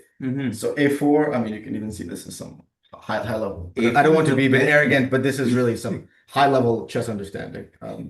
Wow. So forgive my arrogance, but that was a very impressive move. It's a satisfying move. Yeah, Yeah, but I mean, you think, oh, it's going to be weakness, but the space is super important. So rook b7, knight e8. Yeah. And Don't then mind going back. you can go quickly to the. And then, yeah, slowly, coming back, and then, 98, yeah. And then here, I realized I could trade the queens by force. Of course, I wouldn't. I was happy to do this because. But you gave up a pawn. Yeah, but the knight is just his knight and bishop are terrible. I mean, it's only a matter of time before I entangle, and his pieces are just bad. Like I'm up a piece, and his two pieces aren't coordinated. And then takes knight g4, rook d6. Yeah. King Oh wow, rook d6. Okay, yeah. And now I'm turning bishop a5, so bishop a6. Yeah, okay, this is just. And after this, I guess it was. He blundered bishop a6, b4. And I just played d4, f5. He loses the game. He lost And I another just piece. So Hans, actually you moved to 5 out of 5. We have been very impressed by how you have played in this tournament. Do you think like you're like doing some special preparation or you're just in a very good mood? No, I didn't prepare at all. I'm completely jet lagged. I'm sleeping terribly. But you're inspired, yeah? I don't know. Maybe not inspired. I'm just playing simple chess and things are going my way. Things are going your way. And how is it to play here in Grenke? You also played here a few times before. Yeah, I actually won the Open in 2024, which is a big win for me. It's nice to see all the fans. I mean, one thing the crowd is quite loud, so you kind of have to tune it out, because people are like very close and you have all these kids making noise the entire game. So hopefully the arbiters do a better job of keeping the distance. But other than that, it's a great experience. And Soumya, but I don't want to. I really don't want to be the guy to make excuses after who I have criticized. But I mean, the sound is certainly a unique ambiance, you could say. But regardless, you're okay with the schedule, yes? You're okay with the schedule, 2 rounds a day, that's fine with you. Yeah, I prefer this than having to be here for 10 days. I like that it's quick. No, nothing against Carlsen, but I mean, it's just I don't like when tournaments last forever, like the World Cup or the US Championship. Like, I mean, I don't want to be in someplace for 3 weeks. But yeah, so that part is nice. But obviously, it's physically and mentally exhausting. And now you have 4 more rounds to go. They are very important. Do you have like anyone specific that you're looking forward to play against, or it's just play chess? Yeah. Well, I probably will play Keimer. Vincent next. Looking forward to that. Vincent, you will play next. So Hans, all the best. 4 more rounds to go, and we are looking forward to how you play next. Thank you. Take care. Yes. Thank you, Hans. Wish you good luck. Guys, it was Hans who joined us after such a nice game. Yeah, Soumya? It was so nice of him to join in and explain his thoughts and be completely honest about his evaluations of himself. It's always a pleasure to hear players describe their players themselves. And also, Vincent won his game, meanwhile, Harshit. So, he won. Yeah. So, actually, a great day overall, no? Actually, this sets up a perfect encounter tomorrow. We are going to get Vincent against Hans. I think Hans is going to have the white pieces and Vincent will be black.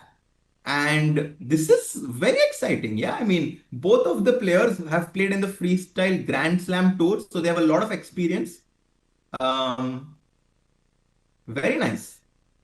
Yeah, I think tomorrow is going to be a lot of fun. We also have 2 games tomorrow. We'll have the 6th round starting at 1:30 p.m. IST and the 7th game starting at 7:45 p.m. Indian time. So do join us tomorrow as well, chat. We had a lot of fun covering the games so far. Magnus, of course, a magician over the board. Hans and Vincent leading the tournament. Indian guys doing well as well. Although their games are still going on, we will wrap it up for today, I guess, Harshit, and see everyone tomorrow. What do you say? Yeah, just to once show Nihal's position and to tell what's happening there. I think Nihal is going to have a very tough time defending this position against Ivan Saric. And on board 7 to also show that Nordirbek Abdusattorov is completely winning. So actually all of these stronger players are finding their form here. Yeah, Nordirbek is just completely winning. He's going to pick up the h3 pawn. And then it's a winning endgame. So Abdusattorov will move to 4.5. Maybe we'll get Nordirbek versus Magnus tomorrow. So guys, a lot of exciting rounds that we are going to get to see tomorrow, Soumya. And maybe for now, we can sign off from this wonderful event, wonderful chess festival in Grenke. We thank all of you for joining us. And we will see you all tomorrow, I guess. Bye-bye. Take care.